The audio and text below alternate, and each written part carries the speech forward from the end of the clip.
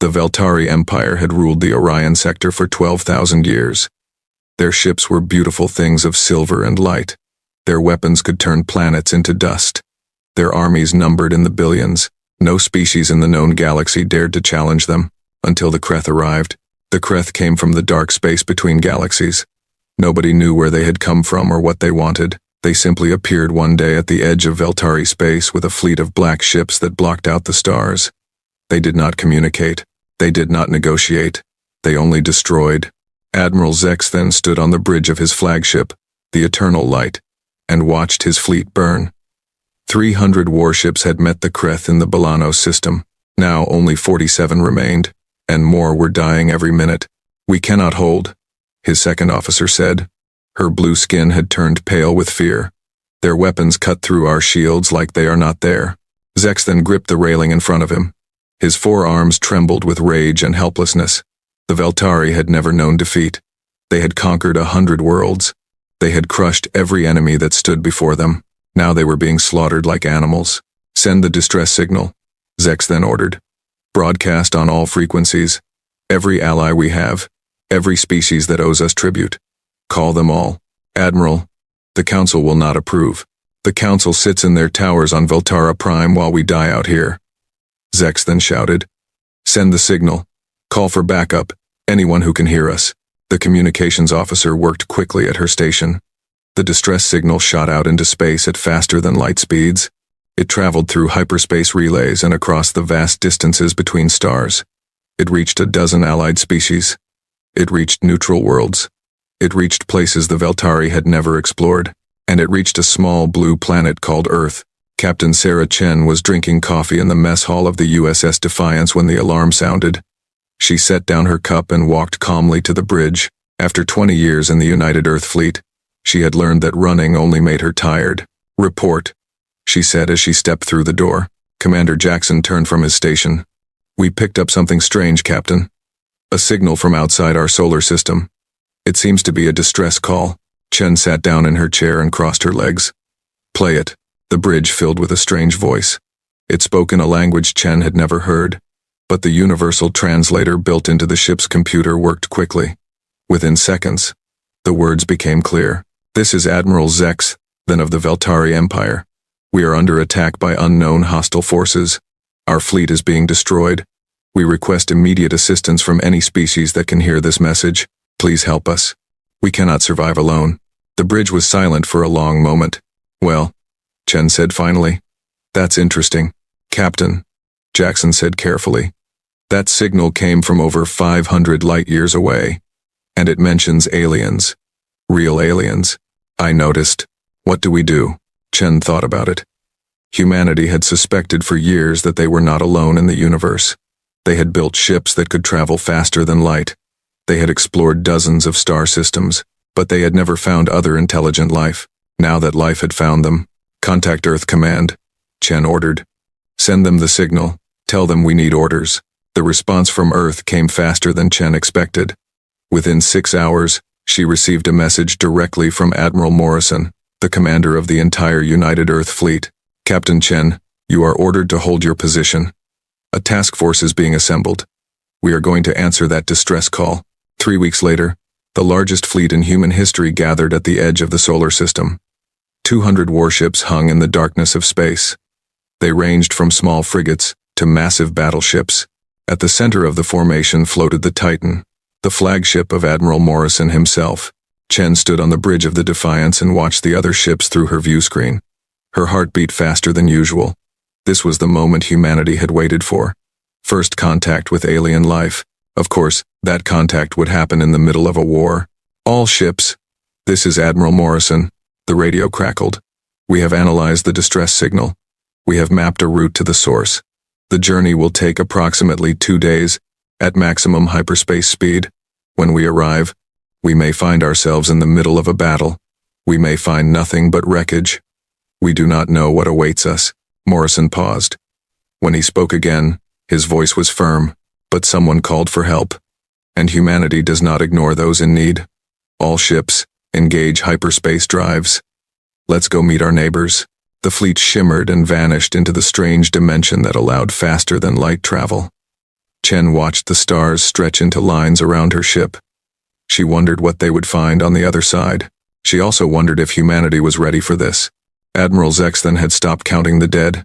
His fleet had been reduced to 18 ships. The Kreth had pulled back for now, regrouping for another attack, but Zexthan knew it was only a matter of time. His people would not survive another assault. "Admiral," his communications officer said weakly, "we are receiving responses to our distress call." "From who?" "The Marlac Confederacy has sent their regrets. They say they cannot spare any ships." "Of course not," Zexthan muttered. The Marlac were cowards. He had always known it. "The Dren Assembly says they are too far away to help in time." "The Hollow Council." They did not respond at all. Zexthan closed his eyes. He had expected this. The Veltari had ruled through fear for too long. They had made subjects, not allies. Now, when they needed help, no one would come. "Wait," the officer said suddenly. "Admiral, there is another response. It came from a species I do not recognize. They call themselves humans." "Humans?" "I have never heard of them." "Neither have I, Admiral. But they say they are coming." "How many ships?" The officer checked her console. "They say 200. Zexthan felt a flicker of hope. 200 ships was not enough to defeat the Kreth, but it might be enough to survive. It might be enough to escape. "When will they arrive?" "They say 2 days. We may not have 2 days." As if to prove his point, the sensors began screaming. The Kreth fleet was moving again. Hundreds of black ships advanced toward the Veltari position, their weapons charged with dark energy. "All ships, prepare for battle," Zexthan ordered. He drew his ceremonial blade from his belt. If this was to be his last fight, he would meet it with honor. The Kreth ships opened fire.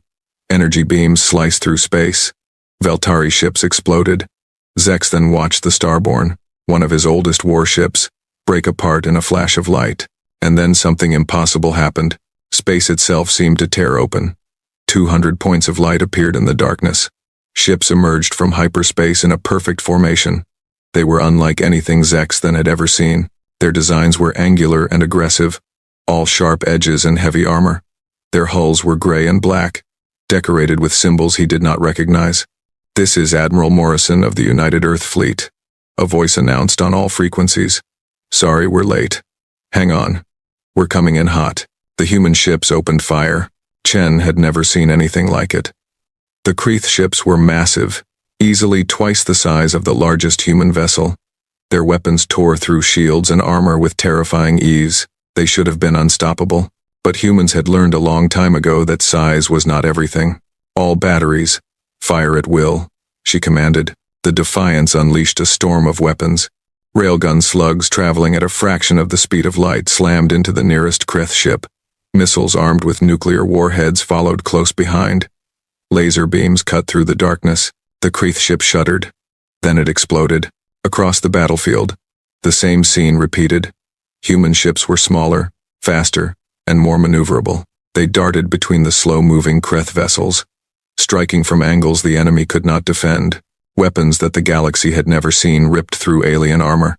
"Captain," Jackson said with wonder in his voice, "we're actually winning." Chen allowed herself a small smile. "Let's not get too excited. We've just started." The battle raged for 3 hours. The Kreth were not stupid. They adapted their tactics. They focused their fire on individual human ships. They tried to retreat, to regroup, but the humans would not let them. "All ships pursue," Morrison ordered. "Do not let them escape. Hit them hard and keep hitting them." The human fleet chased the Kreth across the system. More and more black ships fell to human weapons. By the time the surviving Kreth finally fled into hyperspace, they had lost over half their force. The battlefield fell silent. Wreckage floated everywhere. Veltari ships, Kreth ships, and yes, human ships too. They had not escaped without losses. 18 human vessels had been destroyed. Hundreds of sailors were dead, but they had won. "Open a channel to the Veltari flagship," Morrison ordered. Admiral Zexthan's face appeared on the view screen. He had 4 eyes, blue skin, and 4 arms. He looked exhausted. He also looked amazed. "I am Admiral Morrison of the United Earth Fleet. We received your distress call. I hope we're not too late to help." Zexthan stared at him for a long moment. Then, slowly, he began to laugh. It was a strange sound, clicking and buzzing. But Chen recognized the emotion behind it. "Admiral Morrison," Zexton said, "I do not know who your people are or where you come from, but I have never been so happy to see anyone in my life." "We're from Earth," Morrison said. "It's a small planet you've probably never heard of. We're new to this whole galactic community thing, but we heard you needed help, so we came." "You saved us," Zexton said. His voice was quiet now, filled with something that might have been shame. "My people, we have not always been kind to others. We have ruled through strength, not compassion, and yet you came to help us anyway." "Everyone deserves a chance," Morrison replied. "Now, I think we need to talk. Those black ships will be back, and we need to figure out what we're going to do about it." 3 hours later, the leaders of both fleets met on the Titan. Chen was there, along with a dozen other senior human officers. Zex then brought what remained of his command staff. They sat across from each other in the conference room, two species meeting for the first time. One had ruled the stars for millennia. The other had only left their planet a few centuries ago, and yet the humans had proven themselves equal in battle. "Tell me about your people," Zex then said. "Tell me about Earth." Morrison glanced at Chen. She nodded slightly. He turned back to the Veltari admiral and began to speak. He told Zex then about Earth, about the blue oceans and green forests, about the billions of humans who called it home. He told him about human history, about the wars they had fought, the diseases they had survived, the disasters they had overcome.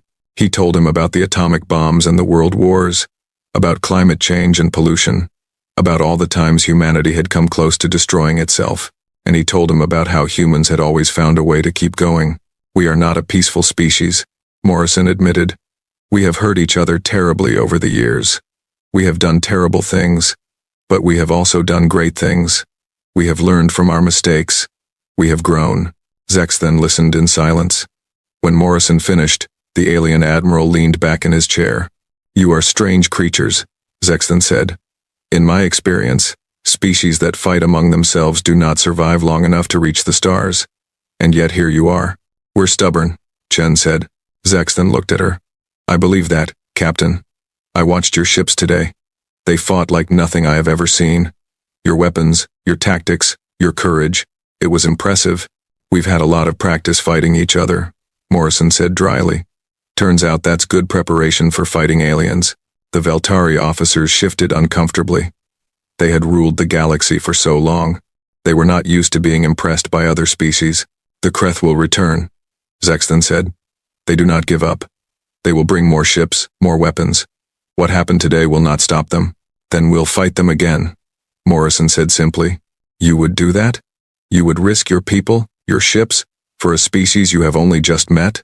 Morrison smiled. It was a strange smile, tired and sad but also determined. "Admiral Zex then, let me tell you something about humans. We have this idea on Earth.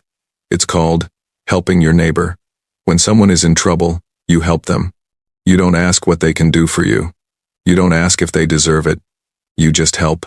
He leaned forward. "The Kreth attacked you. They're trying to destroy your people. As far as we're concerned, that makes them our enemy too. We came out here to help, and we're not going to leave until the job is done." Zex then was quiet for a long moment. Then he did something that surprised everyone in the room. He stood up from his chair and bowed deeply.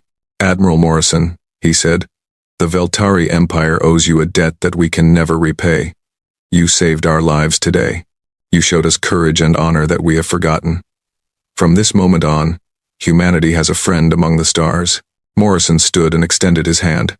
Zex then looked at it in confusion. "It's a human custom," Chen explained. "A gesture of friendship and respect." Zex then reached out with one of his forearms and grasped Morrison's hand. The two admirals shook firmly. "Now," Morrison said, "let's talk about how we're going to win this war." Across the galaxy, the Kreth observed. Their commanders analyzed the battle data. They studied the new ships that had appeared. They calculated and planned. These new creatures, these humans, were a problem. They were stronger than expected. Their weapons were strange and effective. Their tactics were unusual, but the Kreth had destroyed 1,000 species. They would destroy this one too. They just needed more ships. Deep in the darkness between galaxies, the Kreth began to call for reinforcements of their own. This war was just beginning. and humanity had no idea what was coming. The War Council met on Veltara Prime, the capital world of the Veltari Empire. Captain Chen had never seen anything like it. The planet was beautiful beyond words. Crystal towers rose a mile into the sky. Gardens floated on clouds of anti-gravity. Rivers of pure light flowed through the streets. But all that beauty could not hide the fear in the air. Chen walked beside Admiral Morrison as they entered the council chamber. It was a vast circular room at the heart of the tallest tower. Representatives from a dozen species filled the seats around them. Some had 4 arms like the Veltari. Some had tentacles. Some looked like giant insects. Some had no physical form at all, just clouds of glowing energy. And all of them were staring at the humans. "They're not happy to see us," Morrison muttered under his breath. "Can you blame them?" Chen replied. "We showed up and did in one battle what their entire alliance couldn't do in months." They took their seats at the table. Admiral Zex then sat across from them. He nodded slightly in greeting. Chen nodded back. The High Chancellor of the Veltari rose from her throne. She was ancient. Her blue skin faded almost to gray. Her name was Talvora, and she had ruled the Empire for 300 years. "This council is called to order," she announced.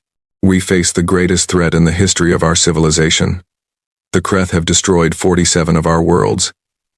They have killed billions of our citizens. Our fleets have failed to stop them." She paused and looked directly at the humans, and then these strangers appeared.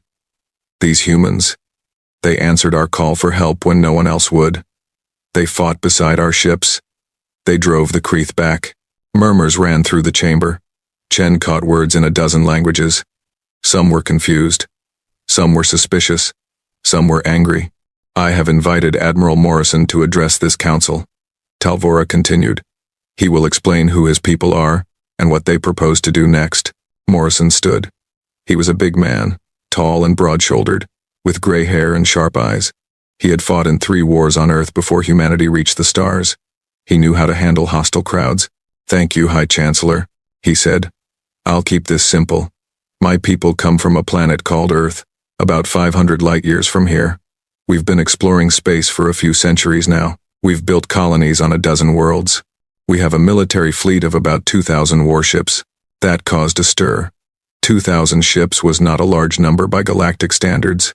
The Veltari alone had once commanded 10,000, but after the Kreth attacks, everyone knew that numbers were not as important as weapons. We received your distress call by accident," Morrison continued. "Honestly, we didn't even know you existed until a few weeks ago. But when we heard that someone was in trouble, we came to help. That's what humans do." A Dren representative rose from her seat.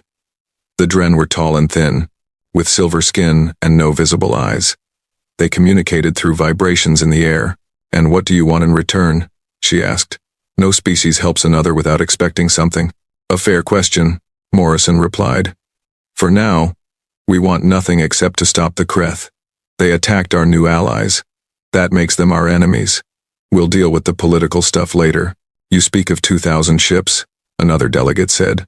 This one was Marlak, a squat creature covered in thick scales. "The Kreth command tens of thousands. What can you possibly do against such numbers?" Morrison smiled. It was not a friendly smile. "Let me show you something." He pressed a button on the table. A holographic display appeared in the center of the room. It showed the battle from 2 days ago. The recording focused on a single human ship, the Defiance, as it engaged a Kreth vessel 3 times its size. The council watched in silence as the Defiance dodged and weaved, striking from unexpected angles. They watched as railgun rounds tore through Kreth armor. They watched as the massive enemy ship exploded. "The Kreth are bigger than us," Morrison said. "Their ships are more powerful, but they're slow and predictable. Our weapons are different from yours. We developed them for fighting each other, not for conquering weaker species. Every human warship is designed to kill things bigger than itself. Your weapons," Zex then said, "they are remarkable. We analyzed the battle data. Your projectile launchers accelerate metal to incredible speeds. Your explosives release energy equivalent to a small star. Your laser systems are more efficient than anything we have seen. We call them railguns, nuclear missiles, and combat lasers," Morrison explained. "Standard military equipment on Earth. We've been improving them for centuries." The Hollow Council representative spoke for the first time. The hollow were beings of pure energy, glowing spheres that floated in the air. Their voice seemed to come from everywhere at once. "Your species is violent," they said. "We can feel it in your thoughts. You have fought wars among yourselves, terrible wars. How do we know you will not turn those weapons on us?" Chen expected Morrison to get angry. Instead, he simply nodded. "You're right," he said. "Humans have done terrible things to each other. We've fought wars over land, over resources, over ideas. We've built weapons that could destroy our entire planet. We came very close to doing exactly that. More than once." He paused. "But we also learned from those mistakes. We learned that cooperation is better than conquest. We learned that helping each other is more valuable than hurting each other. It took us a long time, and we're still not perfect. But we're trying." He looked around the room, meeting every alien eye. "I won't pretend that humans are saints. We're not. But right now, we have a common enemy. The Kreeth don't want to negotiate. They don't want to trade. They just want to destroy. So you have a choice. You can sit here and argue about whether to trust us, or you can fight beside us and survive." The chamber was silent. Finally, High Chancellor Talvora spoke. "The human admiral is correct. The time for debate is over. The Kreeth will not wait for us to make up our minds. I propose a military alliance between the Veltari Empire and the United Earth Fleet.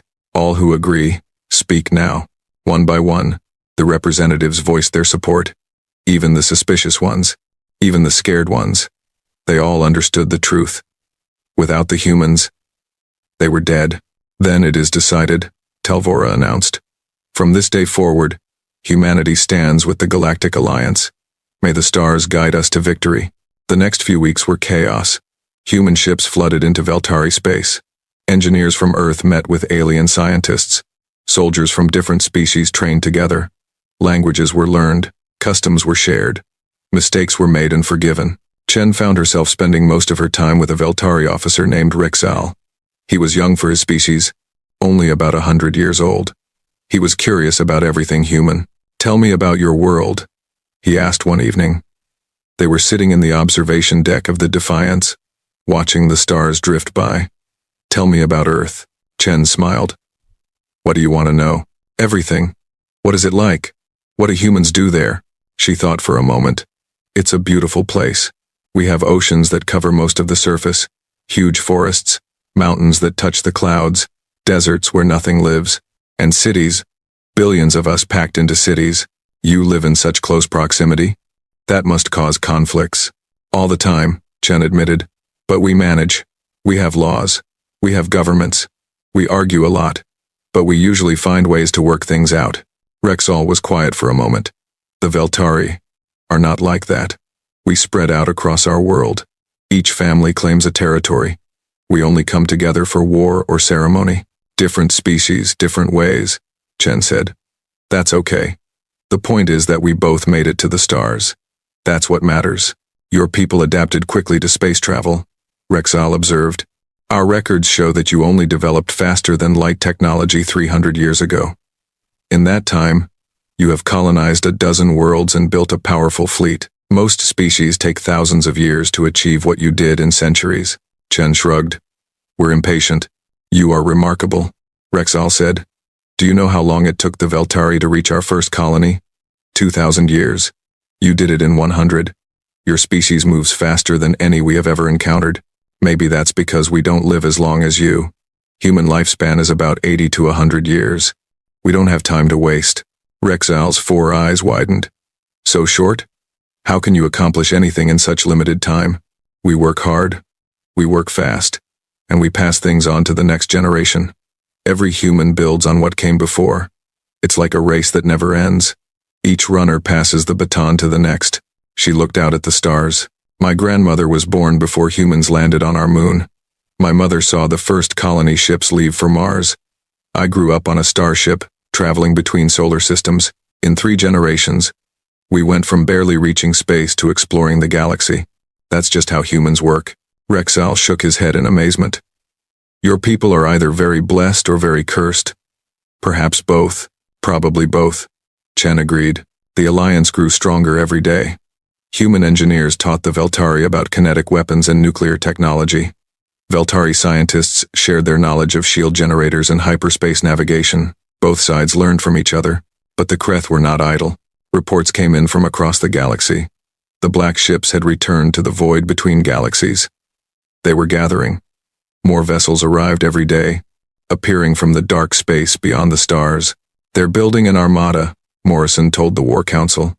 "Our scouts estimate at least 50,000 ships, maybe more." The room fell silent. Even with the combined fleets of the Alliance, they had maybe 5,000 vessels ready for combat. 10 to 1 odds, Talvora said quietly. "We cannot win against such numbers." "Maybe not in a straight fight," Morrison replied. "But we don't have to fight straight. The Kreth are powerful, but they're not creative.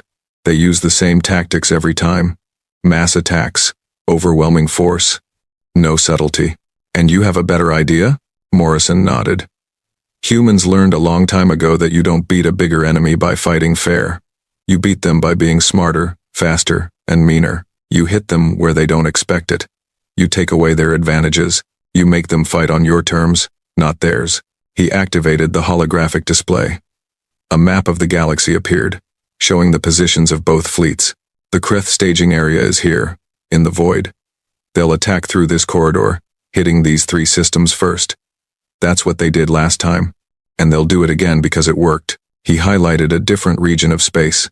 "We're not going to wait for them. We're going to hit them first. A strike force of fast ships, mostly human frigates and destroyers. We'll jump into their staging area, cause as much damage as possible, and jump out before they can respond." "That's suicide," a Dren admiral protested. "You'll be outnumbered 100 to 1. "Speed and surprise," Morrison said. "We won't stay long enough for them to catch us. We'll destroy supply ships, fuel depots, command vessels. We'll disrupt their preparations, buy ourselves more time." Zex then leaned forward. "I have studied human military history. Your people have a term for this kind of warfare. You call it guerrilla tactics? Something like that. Hit and run. Never give the enemy a fair fight. Never let them bring their full strength against you. It is dishonorable." The Marlac representative growled. "Battle should be fought with courage, face to face. With respect," Morrison replied. "Honor doesn't mean much when you're dead. I'd rather win ugly than lose beautifully." Chen watched the alien faces around the table. Some were offended. Some were confused. But many were nodding. They were beginning to understand how humans thought. "The Veltari will support this plan," Zex then announced. "Admiral Morrison has proven himself in battle. I trust his judgment." One by one, the other delegates agreed. The vote was not unanimous, but it was enough. "Prepare the strike force," Talvora commanded. "We attack in 3 days." Captain Chen stood on the bridge of the Defiance as the strike force assembled. 50 human ships, 20 Veltari vessels, a handful of Dren scouts. It was a small force, barely 100 ships against an armada, but they were fast, and they were angry. "All ships report ready," Commander Jackson announced. Chen nodded. She looked at the view screen, at the stars that had become her home. "Open a channel to the fleet." Static crackled, then cleared. "This is Captain Chen of the Defiance. We're about to do something crazy. We're about to attack an enemy force that outnumbers us 500 to 1. Some of us won't come back." She paused. "I'm not going to pretend this is easy. I'm not going to give you speeches about glory or destiny. The truth is simple. The Kreth want to destroy everything we love. Our homes, our families, our species. We're going to stop them." Her voice hardened. "We're going to hit them so hard they'll never forget it. We're going to remind them that small doesn't mean weak. We're going to show them why humans are the most dangerous species in this galaxy." She smiled grimly. "All ships, engage hyperspace drives. Let's go hunting." The fleet vanished into faster-than-light space. Behind them, the stars continued their eternal dance, unchanged and uncaring. But something had shifted in the galaxy. Something new had arrived. Humanity was no longer hiding. Humanity was going to war, and the Kreth would learn what that meant. The strike force emerged from hyperspace at the edge of the Kreth staging area. Chen saw the enemy fleet spread out before her. Thousands of black ships, clustered around massive supply platforms. It was like looking at a sky full of angry stars. "All ships, weapons free," she ordered. "Pick your targets and fire at will." The Defiance surged forward. Its railguns opened fire. Nuclear missiles launched from their tubes. Laser beams cut through the darkness. The Kreth were caught completely off guard. They had not expected an attack here, in their own territory. Their response was slow, confused. Human ships tore through their formations. Veltari vessels struck from the flanks. Supply platforms exploded. Fuel depots burned. Command ships came apart under concentrated fire. Multiple kills confirmed, Jackson reported. Enemy response is disorganized. Keep pushing, Chen ordered. We have 3 minutes before they get their act together. Make every second count. The Defiance targeted a massive Kreth warship that seemed to be directing the defense. All weapons locked on. All weapons fired. The enemy ship staggered. Its shields flickered. Then they failed. The ship exploded in a blinding flash of light. Target destroyed, Jackson said with satisfaction. Time? 2 minutes remaining. Chen watched the battle unfold. They were doing incredible damage. Dozens of Kreth ships were destroyed or crippled. Entire supply stations were reduced to debris. But the enemy was starting to respond. More and more black ships were turning toward the strike force. 90 seconds. We need to go. All ships, prepare to withdraw. Chen broadcast. Good work, everyone. Let's get out of here. The fleet began to pull back. Some ships were slower than others. Chen saw a human frigate, the Hawthorne, limping away with damage to its engines. A pack of Kreth vessels was closing in. Cover the Hawthorne, she ordered. All ships, cover fire. The fleet turned and fired. Missiles and railgun rounds filled the space between them and the enemy. The Kreth advance slowed, just for a moment. It was enough. The Hawthorne reached the fleet. All ships engaged their hyperspace drives. The stars stretched into lines. Reality blurred. And then they were gone, leaving behind a devastated Kreth staging area and a very angry enemy. The first strike was complete. The war had truly begun. The news of the strike spread across the galaxy like fire. Human ships had attacked the Kreth in their own territory. They had destroyed supply lines. They had killed thousands of enemy vessels. They had done what no one thought possible. Captain Chen became famous overnight. Her face appeared on news broadcasts from 100 worlds. Species that had never heard of Earth suddenly wanted to know everything about these strange, aggressive creatures who fought like demons. But Chen had no time to enjoy her fame. The war was just beginning. She stood in the medical bay of the Defiance, looking at the rows of wounded sailors. Some had lost limbs.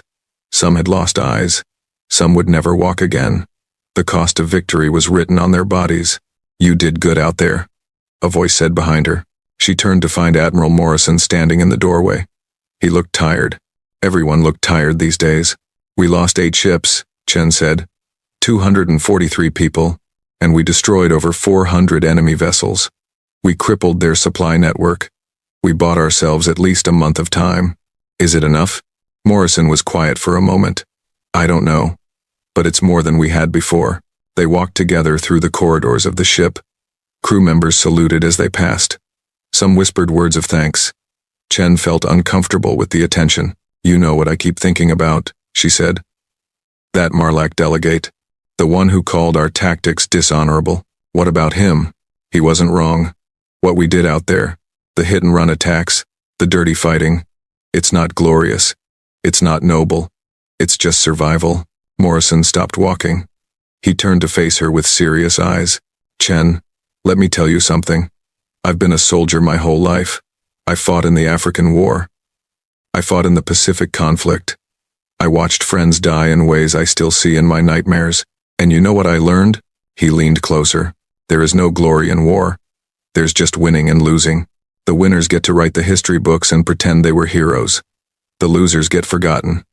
If fighting dirty keeps my people alive, I'll fight dirty. If being dishonorable wins the battle, I'll be dishonorable. Because at the end of the day, the only honor that matters is bringing your crew home safe. Chen nodded slowly. She understood. But understanding didn't make it easier. What happens now? She asked. Now we prepare for the real fight. The Kreth aren't going to wait forever. They're regrouping, rebuilding. Our scouts say they'll be ready to attack within 2 weeks. And we'll be ready for them? Morrison smiled grimly. We have to be. We don't have a choice. The next 2 weeks were a blur of activity. Ships were repaired. Weapons were upgraded. Tactics were refined. Human and alien crews trained together until they could fight as one. Chen spent most of her time with the other captains, planning and preparing. She got to know them well.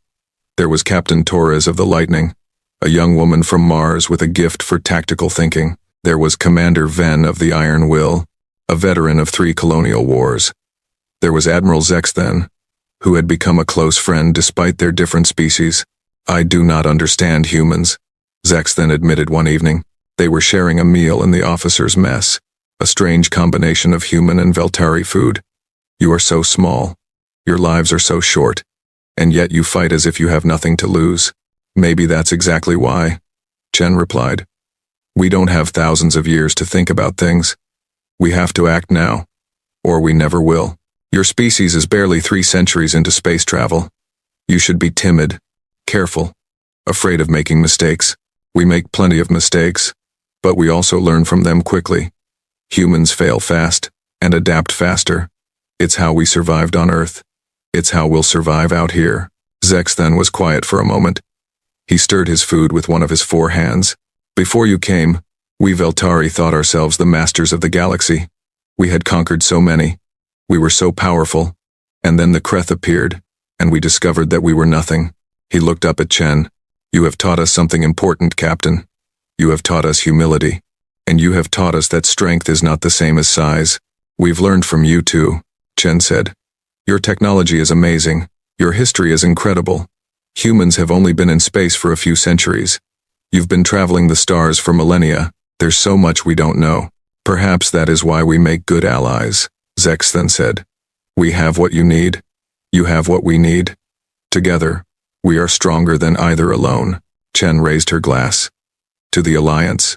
Zexthen raised his own drink. "To the Alliance. And to victory." They drank together as the stars wheeled slowly outside the window. The Kreth came 2 days earlier than expected. Alarms screamed across the fleet. Chen ran to the bridge of the Defiance, still pulling on her uniform. The view screen showed a nightmare in motion. Thousands of black ships poured out of hyperspace. They filled the sky like a swarm of angry insects. "All hands to battle stations," Chen ordered. "Power up all weapons. Charge shields to maximum." "Captain," Jackson said, his voice tight with fear. "There are over 30,000 enemy vessels. We have less than 4,000. "I can count, Commander. Just do your job." The Allied fleet formed up in defensive positions. Human ships took the front lines, their kinetic weapons ready. Veltari vessels clustered behind them, their energy beams warming up. Dren scouts darted along the flanks, ready to report enemy movements. Admiral Morrison's voice came over the fleet channel. "All ships. This is the moment we've been preparing for. The Kreth are here. They think they can crush us with numbers. They're wrong." He paused. "We are the Galactic Alliance. We are humans and Veltari and Dren and a dozen other species. We fight together. We stand together. And today, we win together." The Kreth fleet opened fire. The sky erupted in fire. Energy beams slashed through space. Plasma bolts exploded against shields. Nuclear missiles streaked toward their targets. The noise of battle filled the void. Chen gripped the armrests of her chair as the Defiance shuddered under enemy fire. Their shields held, but she could see other ships falling. A Veltari cruiser broke apart in a flash of light. A human destroyer spun away, trailing smoke and debris. "Return fire," she shouted. "All batteries, target the nearest enemy vessel." The Defiance unleashed everything it had. Railgun rounds tore through Kreth armor. Missiles found their marks. Laser beams cut deep into enemy hulls. The targeted ships staggered and exploded, but there were so many more. "They're trying to overwhelm us," Jackson reported. "Standard swarm tactics. Quantity over quality. Then we make them pay for every ship they lose. Keep firing." The battle raged for hours.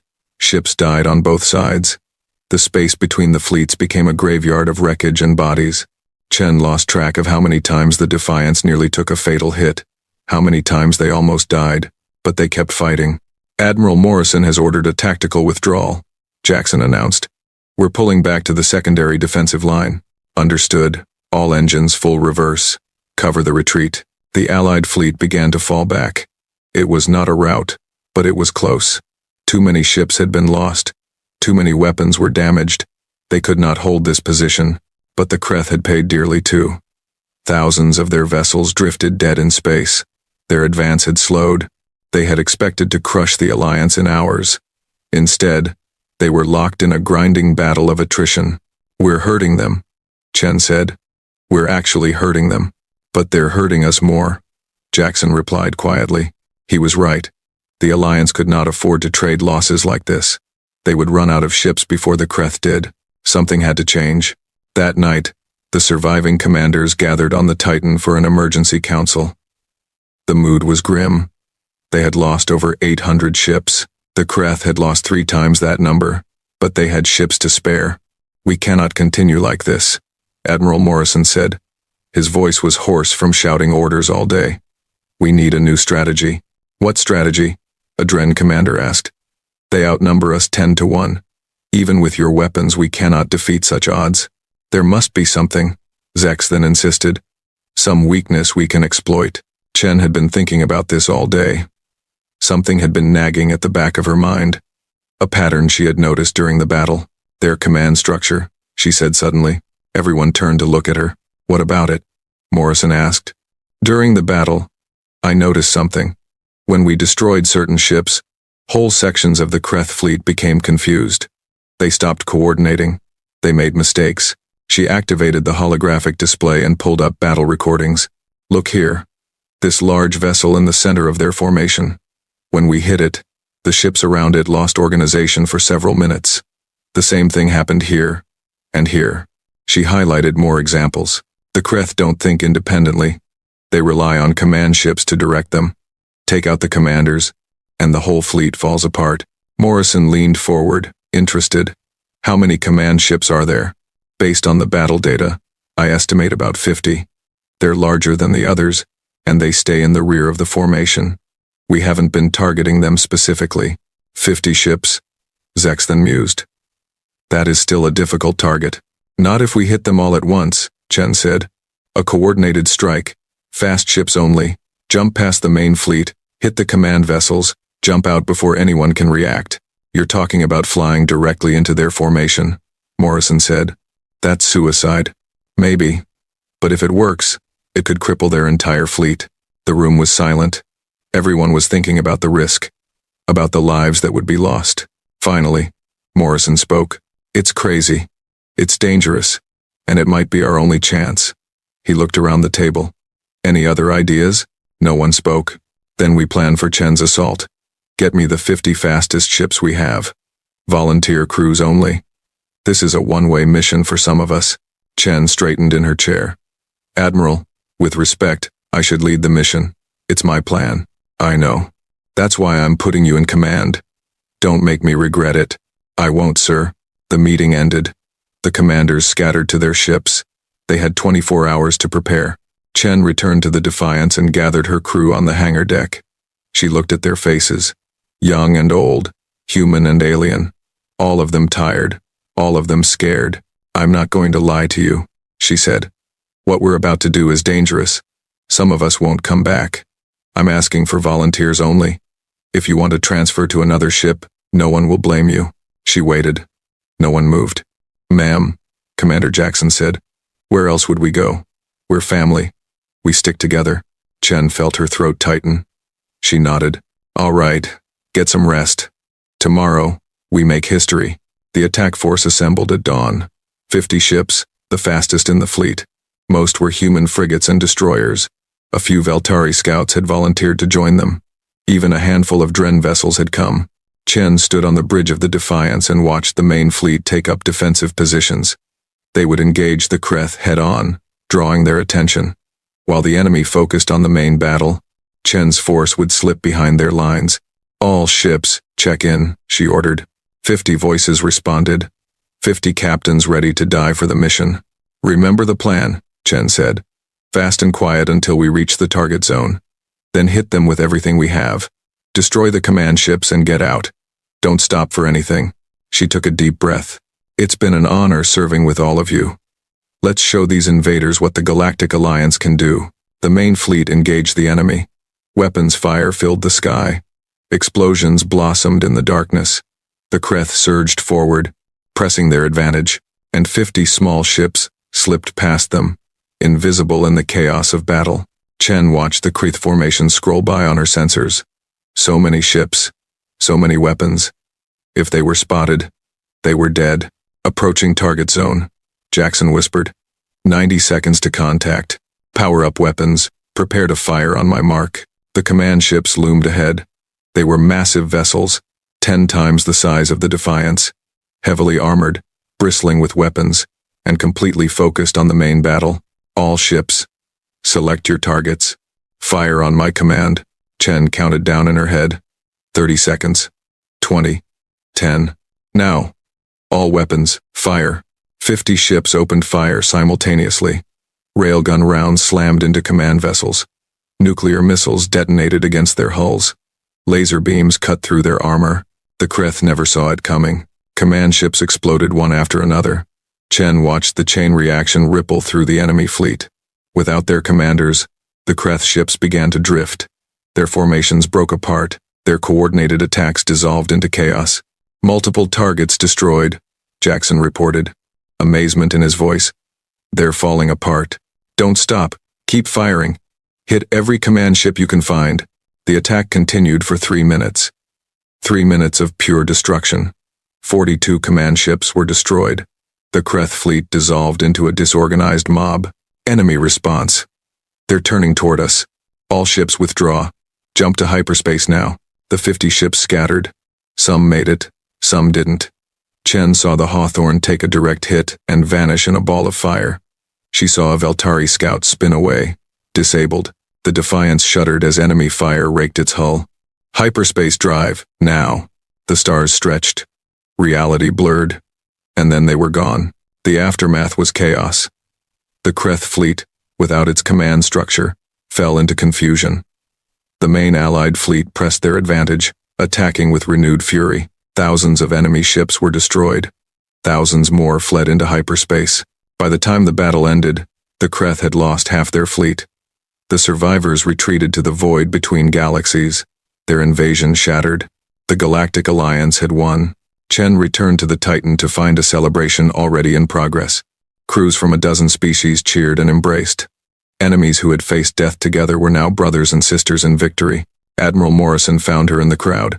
His face was streaked with tears, though he tried to hide them. You did it, he said. You actually did it. We all did it, Chen replied. Every ship, every sailor, everyone who fought today. 18 ships from your strike force didn't make it back. 1,200 people, Chen nodded. The weight of those deaths would stay with her forever. They died saving the galaxy, she said. We'll remember them. Morrison put a hand on her shoulder.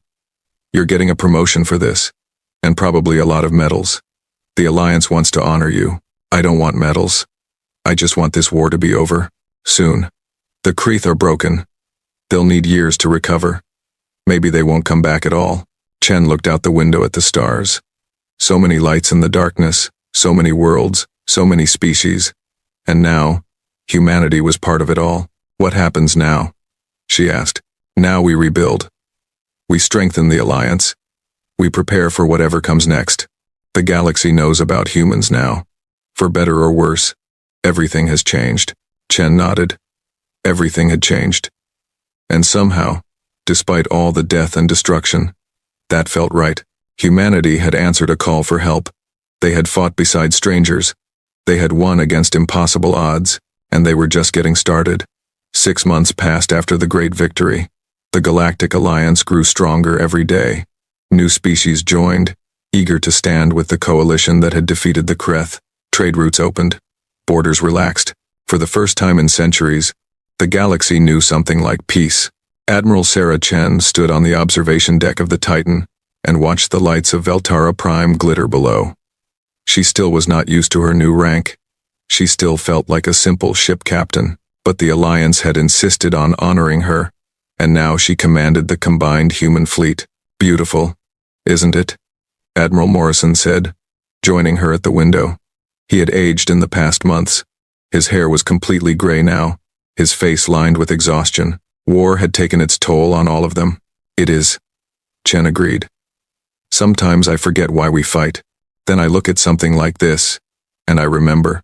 We fight so people can enjoy views like this without fear. They stood in comfortable silence for a moment. Below them, Veltari children played in floating gardens. Couples walked hand in hand along crystalline bridges. Life continued, despite everything. The council wants to discuss the reconstruction plans tomorrow, Morrison said. They want human engineers to help rebuild the destroyed worlds. We'll send whoever we can. There's something else. Intelligence reports from the void. The Kreth are still out there. They're rebuilding. Chen felt a cold weight settle in her stomach. How long before they're ready to attack again? Unknown. Could be years. Could be months. Our scouts can't get close enough to find out. We should strike first. Hit them before they recover. Morrison shook his head. The Alliance Council has debated that option. Most species are against it. They want peace. They want to believe the war is over. The war isn't over until the Kreth are defeated. I know. But we can't fight alone, and we can't force our allies to fight if they don't want to. Chen turned away from the window. Her jaw was tight with frustration. So we wait. We let them rebuild. And then we fight the same battle all over again. Except this time they'll be ready for our tactics. Unless we find another way. What other way? Morrison looked at her with tired eyes. I don't know yet. But we're humans. We'll think of something. The answer came 3 weeks later. From an unexpected source. A Dren scout ship limped into Alliance space, barely functional. Its crew was exhausted, terrified. They had been lost in the void for months, far deeper than any Alliance vessel had ever traveled, and they had found something. Chen was there when the Dren captain gave his report.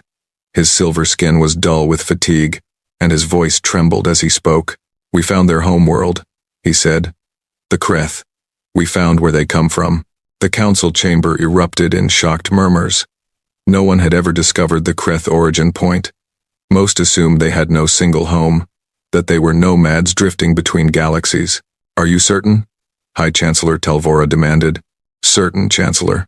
We observed it for 3 days before they detected us. It is a massive structure, larger than any planet. A sphere around a dying star. Millions of Kreth vessels are docked there. Millions more are being constructed. Chen felt her blood run cold. Millions of ships. Even with the Alliance's new strength, they could not fight millions of ships. There is more, the Dren captain continued. We intercepted their communications. The Kreth are not just rebuilding. They are preparing for something much larger. A final attack, they call it. They plan to sweep through this galaxy and destroy every living species. No survivors. No mercy. Silence fell over the chamber. How long? Admiral Zex then asked quietly. Based on their construction rate, we estimate 2 years. Perhaps less, if they accelerate their schedule. 2 years. In 2 years, the Kreth would return with an unstoppable armada. Every world in the Alliance would burn. Every species would be exterminated. Chen looked around the room. She saw fear in alien eyes. She saw despair. She saw defeat, and she refused to accept it. Then we don't have a choice, she said, standing from her seat. We attack their homeworld. We destroy it before they can launch their fleet. That's impossible, a Marlac delegate protested. You heard the report. Millions of ships defend that structure. We cannot fight millions. We don't have to fight all of them. We just need to destroy the structure, take out their production capacity, strand their fleet without reinforcements. And how do you propose to do that? Chen looked at Morrison. He nodded slowly, understanding what she was thinking. We build something that can punch through their defenses, Chen said. Something big, something they've never seen before. A weapon so powerful that nothing can stop it. What kind of weapon? Chen smiled grimly. The kind humans are very good at making. The project took 6 months. Engineers from every species in the Alliance worked together. Human scientists shared their most advanced weapons research. Veltari engineers contributed their knowledge of energy manipulation. Dren specialists designed the targeting systems. They called it the World Breaker. Chen watched its construction from the observation platform of the shipyard. It was massive, larger than any vessel ever built. Its hull was 100 kilometers long, covered with armor plates thicker than buildings. Its engines could move entire moons, and at its core sat a weapon that could crack planets. It's beautiful, Rexal said, standing beside her.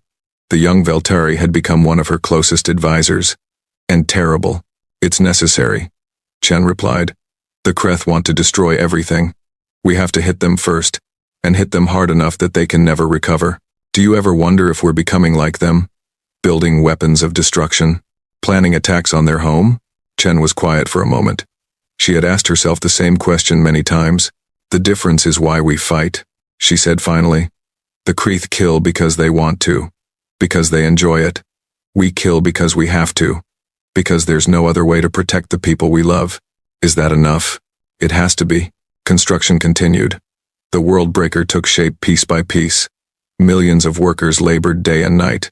Resources from a dozen worlds flowed into the project. The Alliance poured everything it had into this single vessel. But the Kreth were not idle. Reports came in from scouts along the void. The enemy fleet was mobilizing earlier than expected. Something had changed. They were preparing to attack sooner than anyone thought possible. We're out of time, Morrison announced at an emergency council meeting.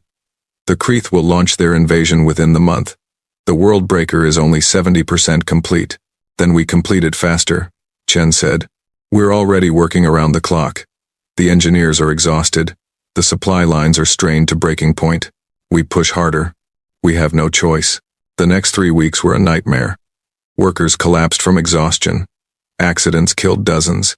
Supply ships arrived empty because worlds had nothing left to give. The Alliance was burning itself out to finish the weapon. And still the Kreth came. The enemy fleet emerged from the void like a tide of darkness. 50,000 ships, more than anyone had predicted. They swept toward Alliance space with unstoppable momentum. The outer colonies are falling, Zex then reported. His voice was hollow with despair. 3 worlds destroyed in the first wave. The Kreth are not taking prisoners. They are killing everyone. Chen clenched her fists. How long until they reach the core systems? At their current speed, 2 weeks. Maybe less. 2 weeks. The world breaker needed 3 more weeks to complete. We have to slow them down, Chen said. Buy more time. How? Our fleet is gathered here to defend the shipyard. If we send ships to fight the Kreth advance, we weaken our defenses. If we don't slow them down, there won't be anything left to defend. She turned to Morrison. I'll take half the fleet. Engage the enemy along the corridor worlds. Hit and run. Just like before. We don't need to defeat them. We just need to delay them. You'll be outnumbered 10-1 at least. I know. Morrison studied her face for a long moment. Then he nodded. Take whatever ships you need. And come back alive. That's an order. The battle for the corridor worlds was the bloodiest fighting the war had seen. Chen led her fleet against impossible odds, striking and retreating, bleeding the enemy 1 ship at a time. They fought at Bellows Station, where human frigates held a choke point for 18 hours against overwhelming numbers. They fought in the Ash Nebula, using the cosmic dust to hide their positions and ambush enemy convoys. They fought at the gates of Dren Prime, where alien and human sailors died side by side to protect millions of civilians fleeing the advance. Chen did not sleep. She barely ate. She commanded her fleet from the bridge of the Defiance, watching her ships die one by one, but they slowed the Kreth. Day by day, battle by battle, they bought precious time for the world breaker. Admiral, Jackson said, his voice exhausted, we've lost another 30 ships. Our effective strength is down to 40%. And the Kreth? They've lost 5 times that number. But they can afford the losses. We can't. Chen nodded. They had done what they could. It was time to fall back. All ships. Retreat to the shipyard. Maximum speed. The remnants of her fleet limped home. Of the 2,000 ships she had led into battle, less than 800 remained. The rest were scattered across a dozen star systems as burning wreckage. But they had done it. They had bought the 3 weeks the world breaker needed. When Chen finally saw the completed weapon, she nearly wept. It hung in space like a mountain given form, bristling with weapons, glowing with power. It was the most magnificent and terrifying thing she had ever seen. Is it ready? She asked. Ready as it will ever be, Morrison replied. He looked as exhausted as she felt. The crew is boarding now. 300,000 personnel from every species in the Alliance. Who commands it? Morrison smiled wearily. You do, the council voted. You've earned it. Chen stared at the massive vessel. She thought of all the sailors who had died to make this moment possible. She thought of the worlds that had burned. She thought of the species counting on her to save them. Then let's finish this, she said. Once and for all, the Worldbreaker launched 2 days later.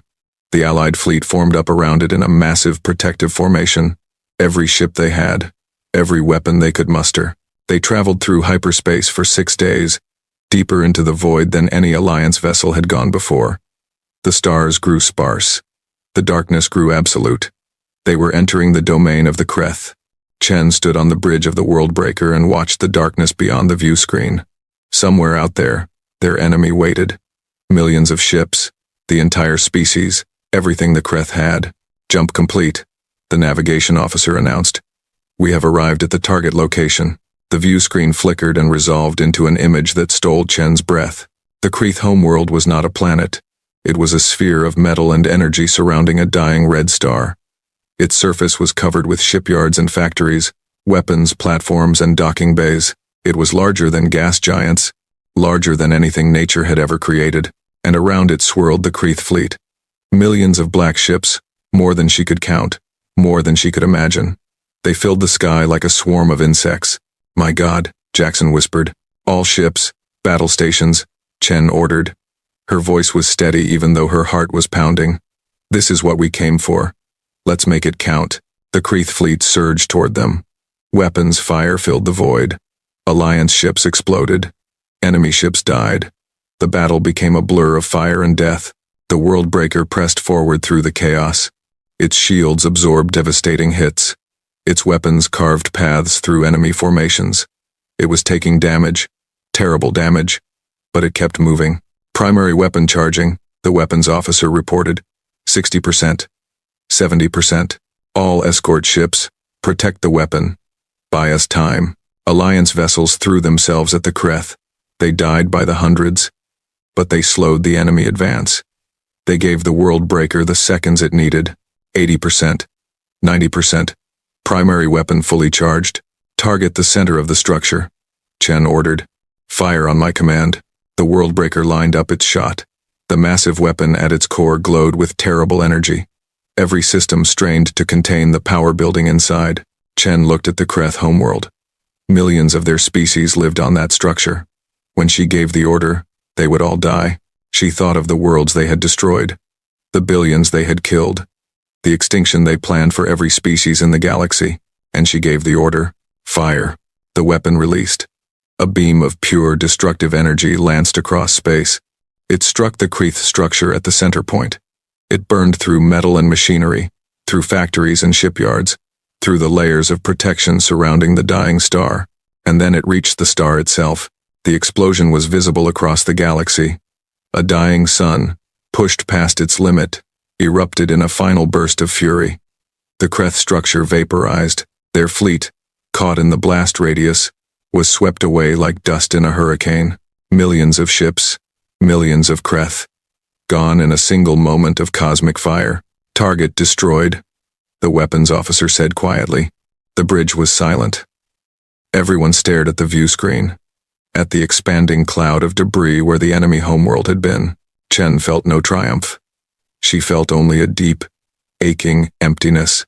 They had won, but the cost had been higher than she ever imagined. The surviving Kreth scattered. Without their homeworld, without their fleet, they were broken. Alliance ships hunted them through the void, destroying the last remnants of the enemy force.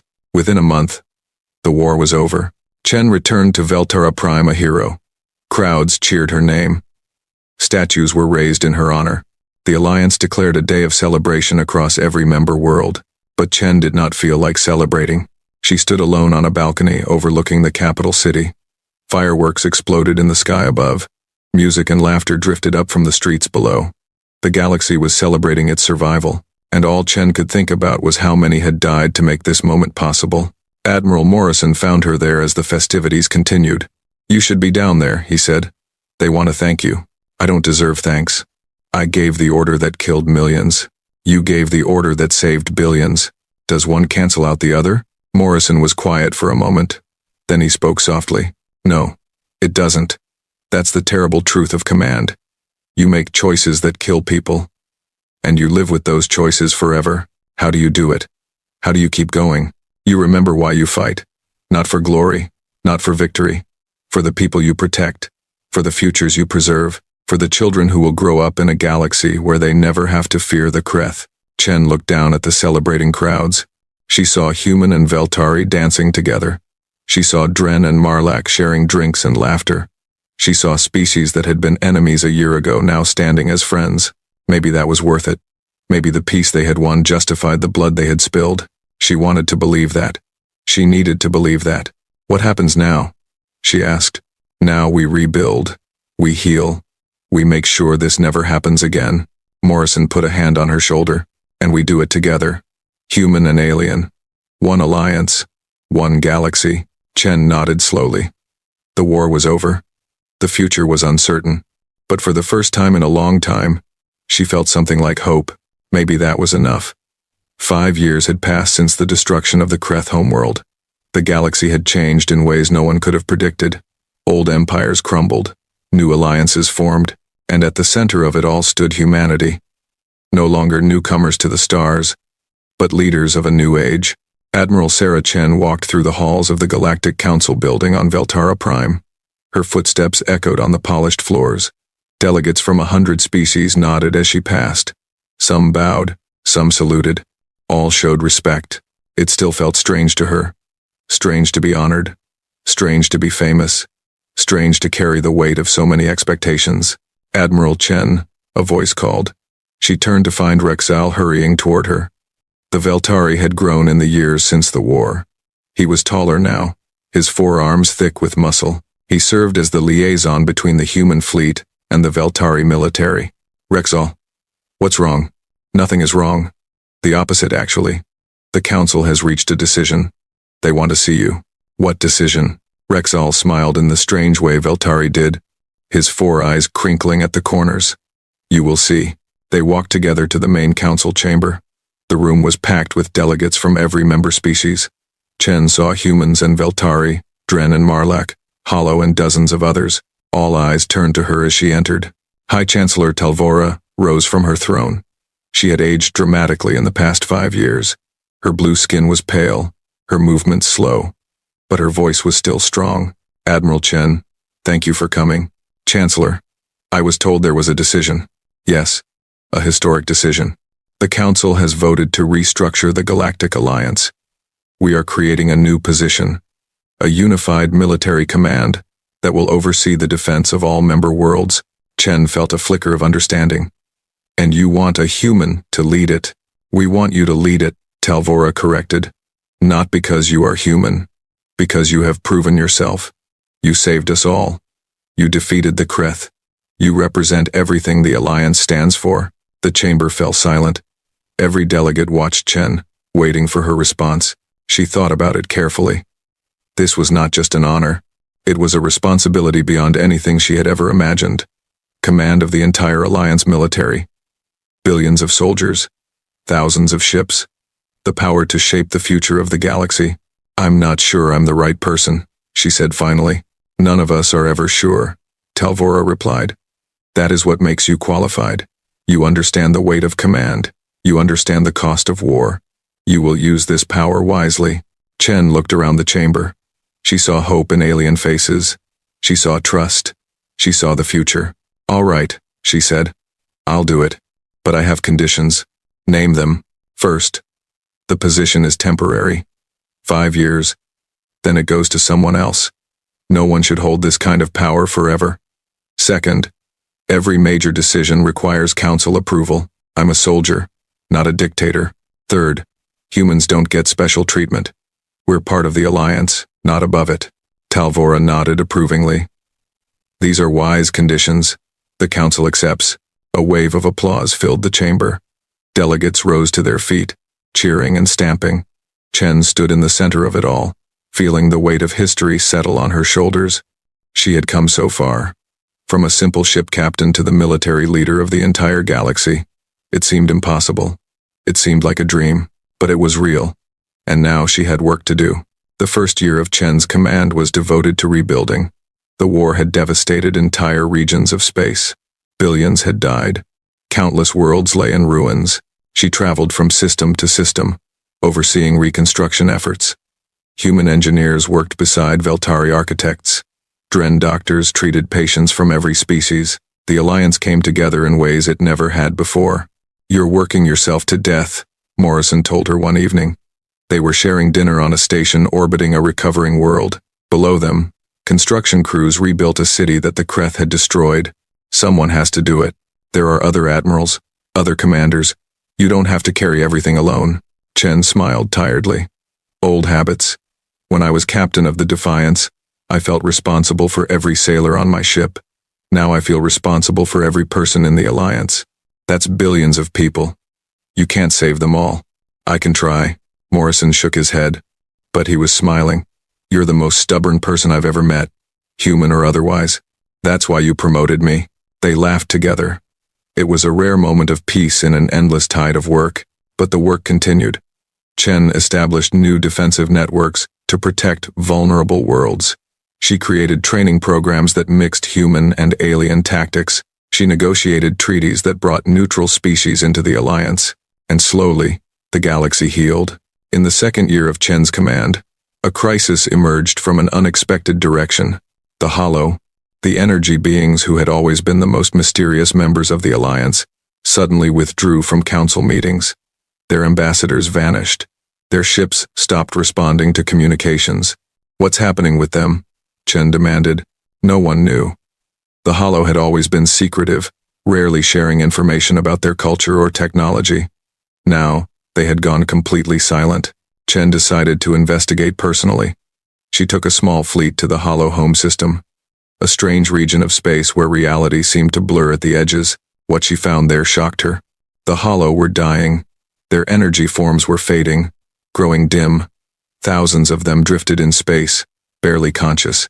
"What is this?" Chen asked their leader, a bright sphere of golden light named Luminex. "We are sick," Luminex said. His voice was weak, barely audible. "A disease of pure energy. It has spread through our entire species. We are fading. Why didn't you ask for help?" "Pride. Fear. We are the oldest species in the galaxy. We have never needed assistance from others. We thought we could solve this alone." Chen felt anger and pity mixed together. "That's foolish. The Alliance exists, so no one has to face problems alone. We understand that now. But it may be too late." Chen refused to accept that. She called in every scientist the Alliance had. Human researchers, Veltari doctors, Dren specialists. They worked together, studying the disease, searching for a cure. It took 3 months. 3 months of desperate effort, of failed experiments, of sleepless nights. But finally, a human scientist named Dr. Marcus Webb made a breakthrough. "It's an energy imbalance," he explained excitedly. "The Hollow are made of pure energy, but they need trace elements from physical matter to maintain stability. Over millions of years, they've been slowly depleted. We can restore the balance by exposing them to a specific mineral compound found in asteroids." The treatment was simple once they understood the problem. Alliance ships gathered the mineral compound from asteroids across the galaxy. The Hollow absorbed it, and their energy forms stabilized. Within 6 months, the crisis was over. The Hollow had been saved. Luminex came to Chen personally to express gratitude, the energy being glowed brighter than she had ever seen. "You saved my species," Luminex said. "We owe you everything. You don't owe me anything. That's what the Alliance does. We help each other. We Hollow have always considered ourselves superior to physical beings. You have taught us humility, and you have taught us the value of connection." From that day forward, the Hollow became the strongest supporters of the Alliance. They shared their ancient knowledge freely. They contributed their unique abilities to Alliance projects. They became true partners instead of distant observers, and Chen learned a valuable lesson. Sometimes the greatest victories were not won with weapons, but with compassion. In the 3rd year of Chen's command, the galaxy faced a new threat. It started with strange signals from the void. Ships began disappearing near the border of known space. At first, everyone feared the Kreth had returned, but this was something different. The first contact came at a remote research station. Chen was there when a massive vessel emerged from hyperspace. It was unlike anything she had ever seen, organic and technological at once, a living ship that breathed and moved. "This is the collective mind," a voice broadcast on all frequencies. "We have observed your conflict. We have watched your war. We have decided to make contact." Chen's hand hovered over the weapon's control. Who are you? What do you want? We are the collective mind. We are billions of individuals joined into one consciousness. We span 100 galaxies. We have existed for millions of years. That doesn't answer my question. What do you want? The voice was silent for a moment. When it spoke again, there was something like curiosity in its tone. We want to understand you. Specifically, we want to understand the species called humans.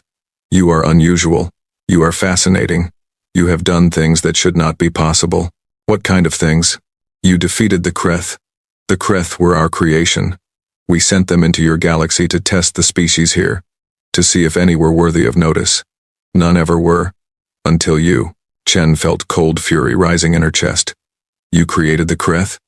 You're responsible for everything they did? The billions they killed? We are. Does this anger you? You're damn right it angers me. Those were innocent people. Entire species were wiped out because of your test. Unfortunate. But necessary.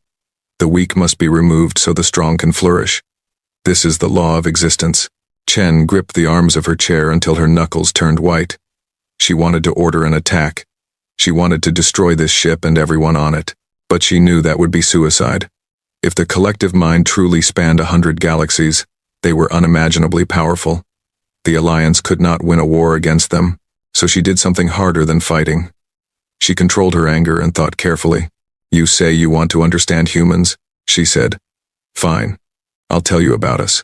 We are small. We are weak. We live short lives and we make constant mistakes. But we also care about each other.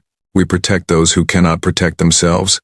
We fight for things bigger than ourselves. She leaned forward. The Kreth killed billions of people. Our response was not to run or surrender. Our response was to fight back. To sacrifice everything to protect strangers we had never met. That's what makes us human. Not strength. Not power. Compassion. Courage. The refusal to give up even when everything seems hopeless. The collective mind was silent for a long moment. Interesting, it said finally. You do not fear us. You do not submit. Even now, facing an entity vast beyond your comprehension, you speak with defiance. You killed our friends. You threatened our families. What did you expect? We expected you to be like all the others. Frightened, submissive, desperate to survive. Instead, you stand tall and challenge us. The voice changed, becoming almost warm. This is what made you worthy of notice. This is why we came. We have encountered 1 million species across the universe. Most are forgettable. But you, humans, you are remarkable. Chen did not relax. What do you want from us? Simply to observe, to learn. We will not harm your alliance. The test is complete. You have passed. And if we had failed, if the Kreth had destroyed us, then you would have been forgotten. Like all the others, the massive ship began to pull away. Its engines glowed with strange energy. We will be watching you, humans, the collective mind said. We are curious to see what you will become. Perhaps, in time, you will join us among the great powers of the universe. Until then, farewell. The ship vanished into hyperspace, leaving Chen alone with her fury and her fear. She had won again. But now she knew there were forces in the universe far greater than anything the Alliance had faced. The galaxy was not safe. It would never be truly safe. All they could do was keep fighting, keep growing, keep proving themselves worthy of survival. In the 4th year of Chen's command, the Alliance expanded beyond anyone's dreams. New species joined every month. Exploration ships pushed into unknown regions of space. Colonies spread across 1,000 worlds, and humans were at the heart of it all. Chen traveled constantly, meeting with alien leaders, resolving disputes, building connections. She saw wonders that took her breath away. Cities that floated in the clouds, forests that covered entire moons, species so alien she could barely comprehend them, but she never forgot where she came from. Once a year, she returned to Earth. She walked the streets of her hometown. She visited her family's graves. She remembered the small blue planet where humanity had been born. Do you ever regret it? Rexal asked during one of these visits. He had become her closest friend over the years. Leaving your world behind? Spending your life among the stars? Chen thought about the question carefully. Sometimes, she admitted. Sometimes I miss the simple things. The smell of rain, the sound of birds, the feeling of real ground under my feet. She looked up at the sky, at the faint lights of distant stars, but then I remember what we've accomplished, what we've built, the millions of lives we've saved, the future we've created, and I know it was worth it. You have changed the galaxy, Rexall said. Your species has changed everything. We had help. We couldn't have done it alone. That is true. But you were the spark that started the fire. You answered our call when no one else would. You showed us what courage looks like. Chen smiled. We're still learning. We're still making mistakes, but we're trying. That's all anyone can do. In the 5th year of Chen's command, she stepped down. True to her word, she handed over leadership to her successor, a Veltari admiral named Talrex, who had proven himself in dozens of battles. The retirement ceremony was held on Veltara Prime. Every member species sent representatives. The crowd was so large it filled an entire stadium. Chen stood at the podium and looked out at the assembled masses. Human and alien faces stared back at her. Friends she had made, enemies she had defeated, partners she had worked beside for years. I never wanted to be a hero, she began. I never asked for fame or power. I was just a ship captain who answered a distress call. I did what any decent person would do. I helped someone in need. She paused, but that small choice led to everything else. It led to alliance and war, to victory and loss, to moments of despair and moments of triumph. It taught me that every action matters, that courage is not about being fearless, but about doing what's right, even when you're terrified. She looked at the crowd with tears in her eyes. I am proud of what we have built together. A galaxy united. A future full of possibility. But our work is not finished. It will never be finished. There will always be new challenges, new threats, new opportunities. All I ask is that you face them the same way we faced the Kreth. Together. With courage. And with hope. The crowd erupted in applause. Chen stood there, accepting their gratitude, feeling the weight of history lift from her shoulders. She had done what she could. Now it was someone else's turn. Chen spent her retirement years on a small colony world at the edge of Alliance space. She built a house overlooking an alien ocean. She watched strange birds wheel across unfamiliar skies. She lived simply and quietly, but she was not forgotten. Visitors came constantly, old friends wanting to reminisce, young soldiers seeking advice, historians wanting to record her stories. She welcomed them all. One day, many years later, a young human girl came to see her. The child was perhaps 8 years old, born on a colony world thousands of light years from Earth. Are you really Admiral Chen? The girl asked with wide eyes. Chen smiled. She was old now, her hair completely white, her body frail, but her eyes were still sharp. I used to be. Now I'm just Sarah. My teacher says you saved the galaxy. I helped save it. A lot of other people did most of the work. The girl thought about this for a moment. Then she asked the question that children always ask. What was it like? Being a hero? Chen looked out at the ocean. She thought of all the battles she had fought, all the friends she had lost, all the choices she had made, both good and terrible. It was hard, she said finally. It was scary. There were times I wanted to give up. Times I thought I couldn't go on. But you didn't give up. No, I didn't. Because there were people counting on me. Because I knew that if I quit, others would suffer. So I kept going, even when it hurt. Even when I was tired and afraid. She turned to look at the child. That's what being a hero really means. Not being strong or brave or special. Just refusing to stop. Refusing to abandon the people who need you. Doing your best, even when your best doesn't feel like enough. The girl nodded solemnly, trying to understand. Could I be a hero someday? Chen smiled and reached out to touch the child's face. You already are.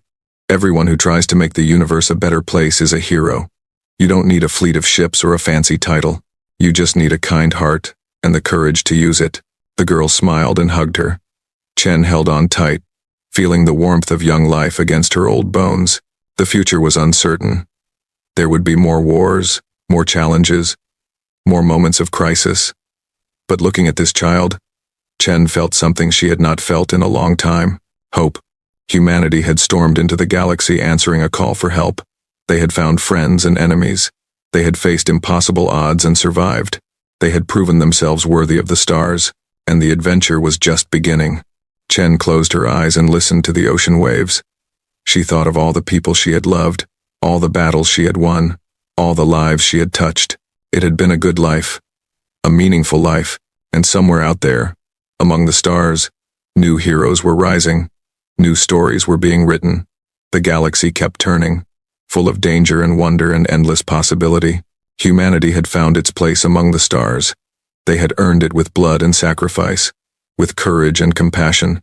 They had answered the call, stormed into the galaxy, and changed everything, and they would never stop.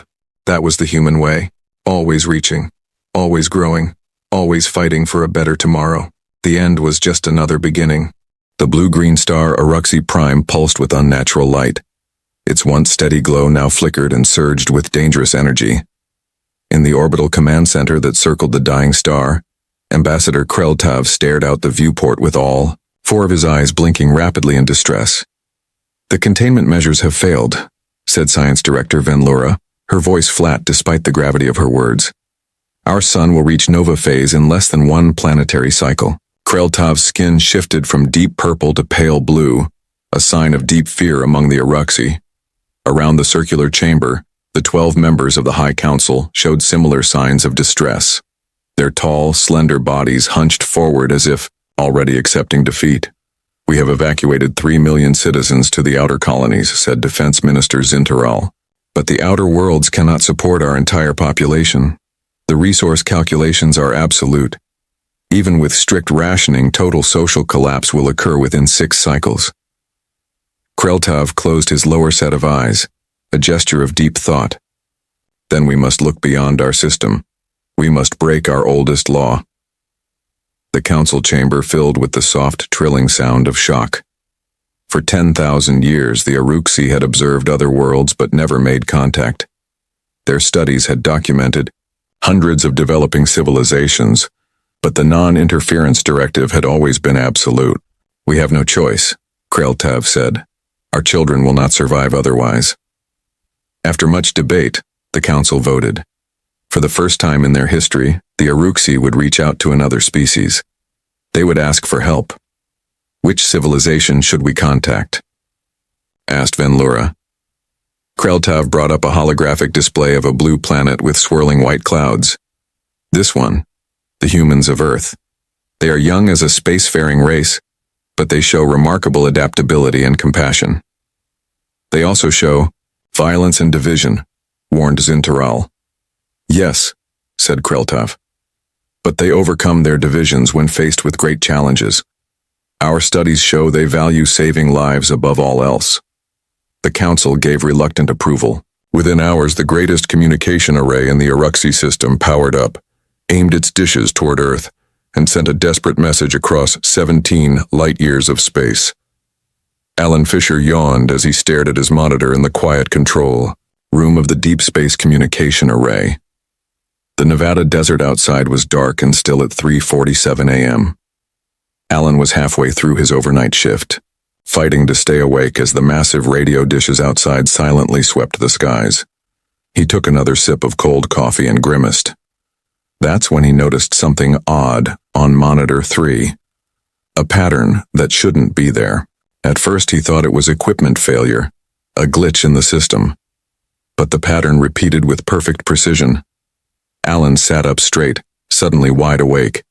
He typed rapidly, redirecting 2 more dishes to confirm what he was seeing. The pattern came through even stronger. "This can't be right," he mumbled, reaching for the phone to call his supervisor. Dr. Samantha Wells was not happy about being woken up at 4 a.m., but she arrived at the facility in record time, her curly hair uncombed and her NASA jacket thrown over pajamas. "This better be good, Fisher," she said as she hurried into the control room. "Look at this pattern, Dr. Wells," Alan said, pointing to his screen. "It repeats exactly every 47 seconds. Natural phenomena don't do that." Dr. Wells leaned closer, pushing her glasses up her nose. Her irritation quickly changed to intense focus. "How long has it been coming in?" "First detected it about 90 minutes ago. Signal strength has been increasing." Where's it coming from? She asked, already typing commands to bring up the coordinates. That's the wildest part, Alan said. It's coming from HD 83443, 17 light-years away. There's no way this is random noise. Dr. Wells stared at the screen, then at Alan. No, it's not random. This is a structured signal. She reached for the secure phone. I need to make some calls. Within hours, the facility was buzzing with activity. The FBI had arrived first, followed by officials from NASA headquarters and the Pentagon. By noon, the best codebreakers and linguists in the country were studying the signal. Professor George Mitchell, a linguist from MIT with wild gray hair and a rumpled suit, led the team trying to decode the message. He'd been flown in on a military jet and was now surrounded by computers and specialists. It's definitely a language, he told the growing group of officials. Not based on any Earth language, but it follows linguistic patterns. See these repeating structures? They're almost certainly words or phrases. How long to decode it? Asked a stern-looking general. Professor Mitchell laughed. To fully understand an alien language with no common reference point? Years, maybe decades. The room fell silent. But, Mitchell continued, there's something interesting here. Parts of the message include mathematical sequences, prime numbers, pi, the Fibonacci sequence. They're providing us with a key. A key? Asked Dr. Wells. Yes. Whoever sent this wants to be understood. They've included basic concepts we'd recognize, then built more complex ideas on those foundations. For the next 3 days, teams worked around the clock. The government kept the discovery secret while they tried to understand what they were dealing with. Alan stayed on site helping the scientists focus the array to get the clearest signal possible. On the 4th day, Professor Mitchell burst into the main conference room waving a tablet. We've got it, he shouted. At least the main idea. It's a distress call. The room erupted with questions. Mitchell held up his hands. The message is from a civilization calling themselves the Aruxi. Their star is dying, going nova much faster than they predicted. They've been watching Earth for decades. They need our help to evacuate their population. Silence fell over the room as the implications set in. Actual aliens, asking humans for help. Why us? The general finally asked. If they're advanced enough to send signals across light years, why do they need our help? Professor Mitchell shook his head. The message says they've reached the limits of their technology. Their ships can't travel fast enough to evacuate everyone before their star explodes. They believe humans might have solutions they haven't thought of. Do we? Dr. Wells asked. Alan spoke up from the back of the room. Maybe. We've had theoretical designs for faster-than-light engines, nothing built yet, but the math works. The president was briefed that evening. By morning, he addressed the world. Humanity learned they were not alone in the universe, and that their first contact with alien life was a plea for help.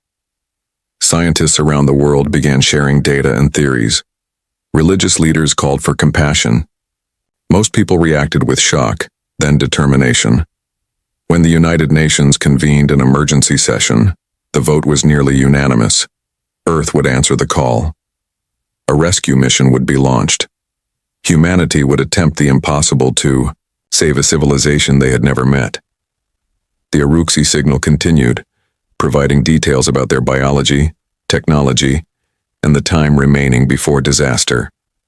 The clock was ticking. 17 light-years away, an entire civilization waited to see if humans would be their salvation. News of the alien distress call spread across Earth like wildfire. People gathered in homes, public squares, and places of worship to discuss what it meant. Some feared it was a trick. Others saw it as humanity's greatest test. But most felt a simple truth. Someone needed help, and humans could provide it. The United Nations called an emergency session in New York. For once, countries that normally argued with each other found common ground. If they were going to save an alien civilization, they would need to work together. We need a ship that can travel faster than light, said the Secretary General to the gathered world leaders. And we need it built in months, not years. Captain Laura Rivera sat in the back of the room, watching the discussion with intense interest.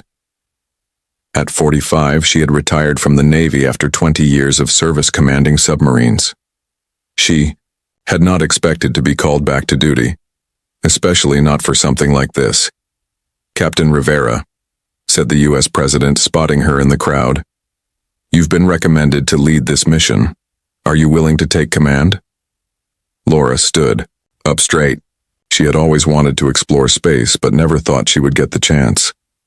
"Yes, sir. I would be honored." Within days, the Interstellar Aid Commission was formed. Scientists, engineers, and military personnel from 30 countries were selected to join the mission.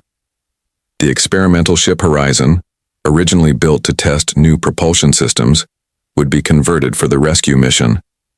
Chief Engineer Paul Carter ran his hand through his thinning hair as he studied the designs. For the faster-than-light drive, he had been working on the theory for 15 years, but had never expected to build a working model so quickly. "Can you make it work?" Laura asked him during their first meeting at the Houston Space Center. Paul nodded slowly. "The math checks out. The Uruxi data confirms our theories about bending space, but we've never tested it with people on board." "Will it be safe?" she asked. Paul smiled grimly.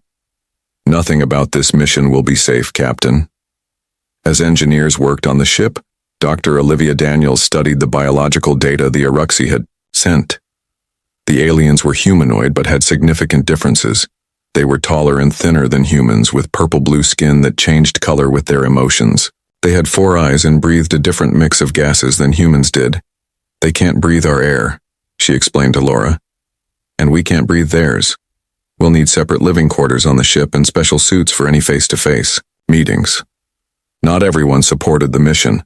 Protesters gathered outside the UN and space centers around the world. Some carried signs warning about alien invasion. Others argued that the money should be spent on Earth's problems, not alien ones. During a press conference, a reporter asked Laura about the protests. "Why should we risk human lives for aliens we've never met?" Laura thought about her answer carefully. "Because they asked for help. Because we can help them. And because if humans were facing extinction, we would hope someone would help us too." Her words resonated with people around the world. Support for the mission grew. Countries that had never shared technology before began working together. Scientists shared research without concern for patents or profit. Private companies donated resources and expertise. The Horizon took shape in orbit around Earth. It was not beautiful. Its hull was patched together from various space station components and shuttle parts, but inside it contained the most advanced technology humans had ever created. Paul's team installed the experimental FTL drive while others prepared life support systems that could sustain the mixed crew for months. The ship would carry 60 humans, pilots, engineers, scientists, and security personnel. Dr. Olivia Daniels designed special quarters that could house up to 100 Uruxi refugees, though they hoped to save many more by bringing the technology to build more ships. As the launch date approached, Captain Rivera selected her senior officers. For communications specialist, she chose Eric Turner, whose team had been studying the Uruxi language. "I'm not fluent," Eric admitted during his interview. "No human is, but I've learned enough to handle basic communications." "Basic is all we need to start," Laura said. "We'll learn the rest along the way."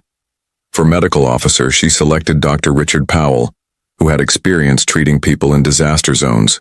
His calm demeanor would be essential if things went wrong. "I've never treated an alien before," he said with a smile when Laura offered him the position. "None of us have done any of this before," she replied. "That's what makes it an adventure, strategic." Officer William Grant, a former Marine with a degree in game theory, would handle security. Engineer Karen Lewis would maintain the ship's systems during the journey. Each crew member was chosen not just for their skills, but for their ability to think creatively when faced with the unknown. The night before launch, Laura couldn't sleep. She stood at the window of her quarters at Kennedy Space Center, looking up at the stars. Somewhere up there, an entire civilization was waiting for humans to save them. The responsibility felt overwhelming. Her phone buzzed with a message from Paul. "Final test complete. FTL drive is as ready as it's going to be. Laura took a deep breath. Tomorrow, they would make history, the first humans to travel faster than light, the first to make contact with aliens, but more importantly, they would try to save millions of lives. At dawn, the crew boarded the shuttle that would take them to the horizon.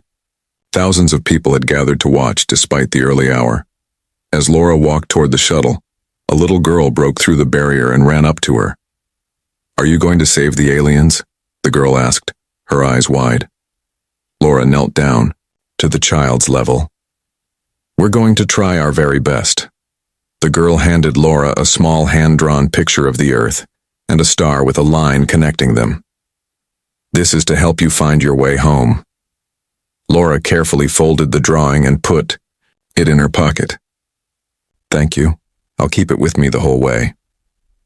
3 hours later, the crew was aboard the horizon. The final checks were complete.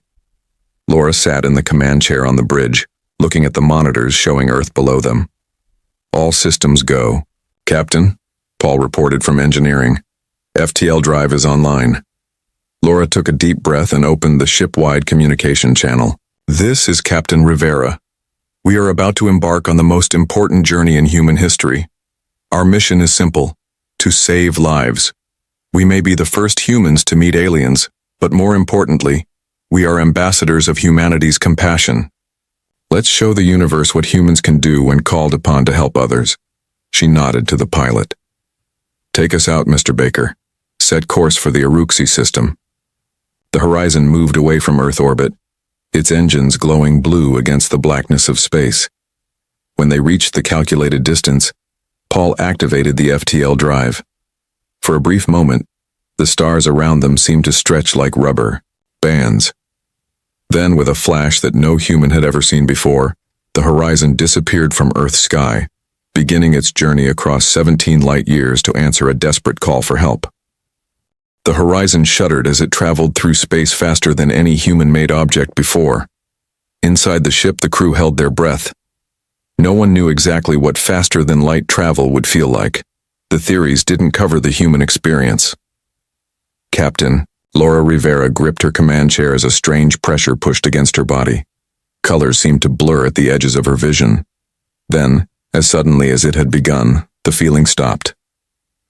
The ship stabilized. "FTL transition complete," announced Paul from the engineering station, his voice filled with awe. "We're actually doing it. We're traveling faster than light."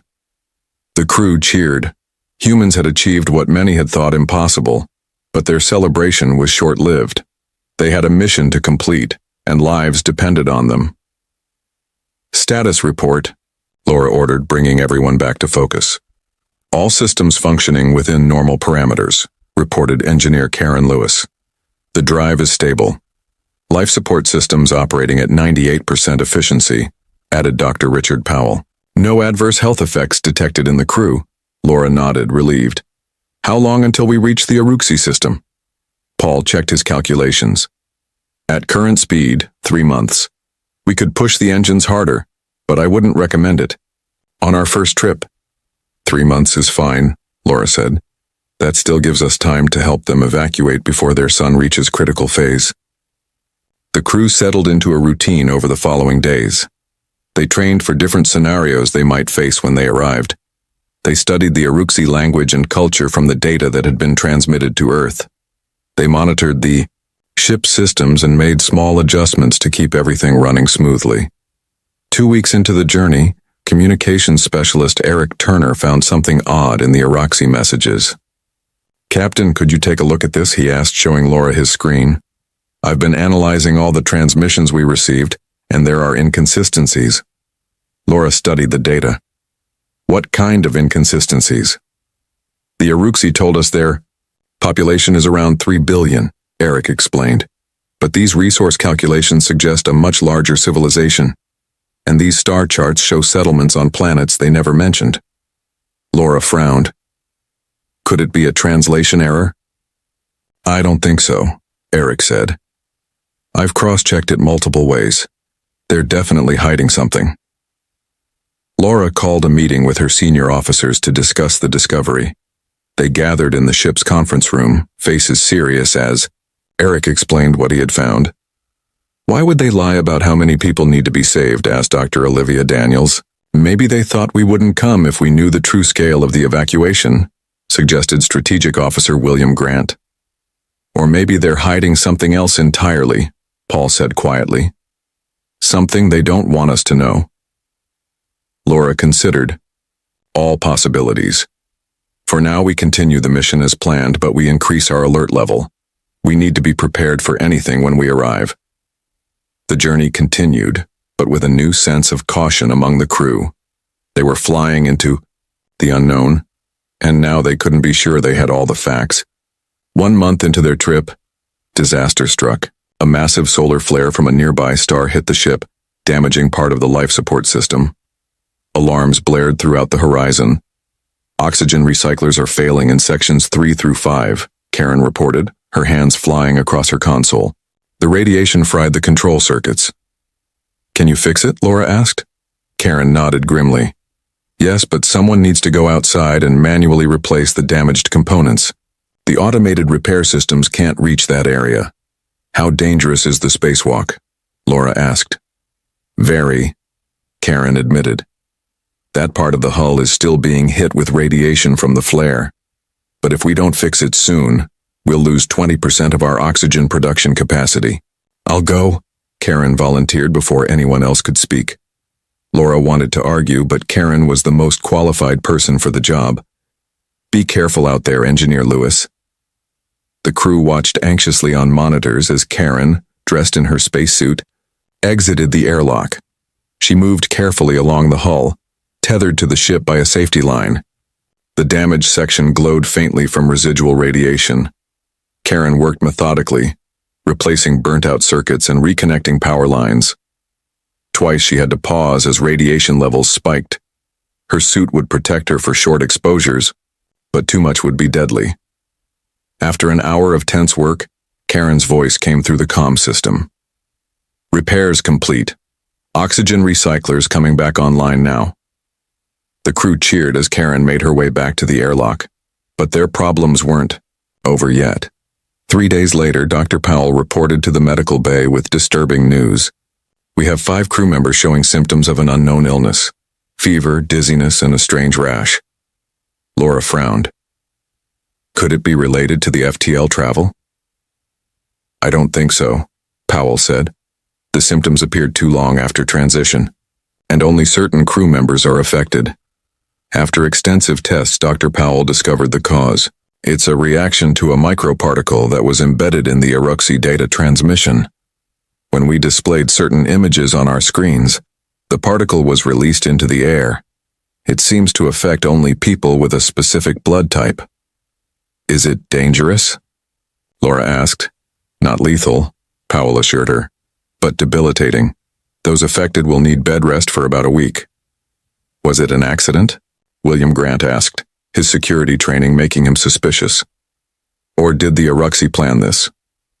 There's no way to know for sure, Powell said, but I find it hard to believe they could predict exactly how it would interact with human biology. More challenges followed as the journey continued. The ship's main computer developed glitches that caused navigation errors. Food supplies began showing signs of unusual spoilage. Each problem was solved through human ingenuity and teamwork, but the crew grew more wary about what awaited them. 2.5 months after leaving Earth, the horizon approached the Aruxi star system. The ship's sensors detected the unstable star immediately, its violent flares visible even from a distance. Scan for Aruxi settlements, Laura ordered.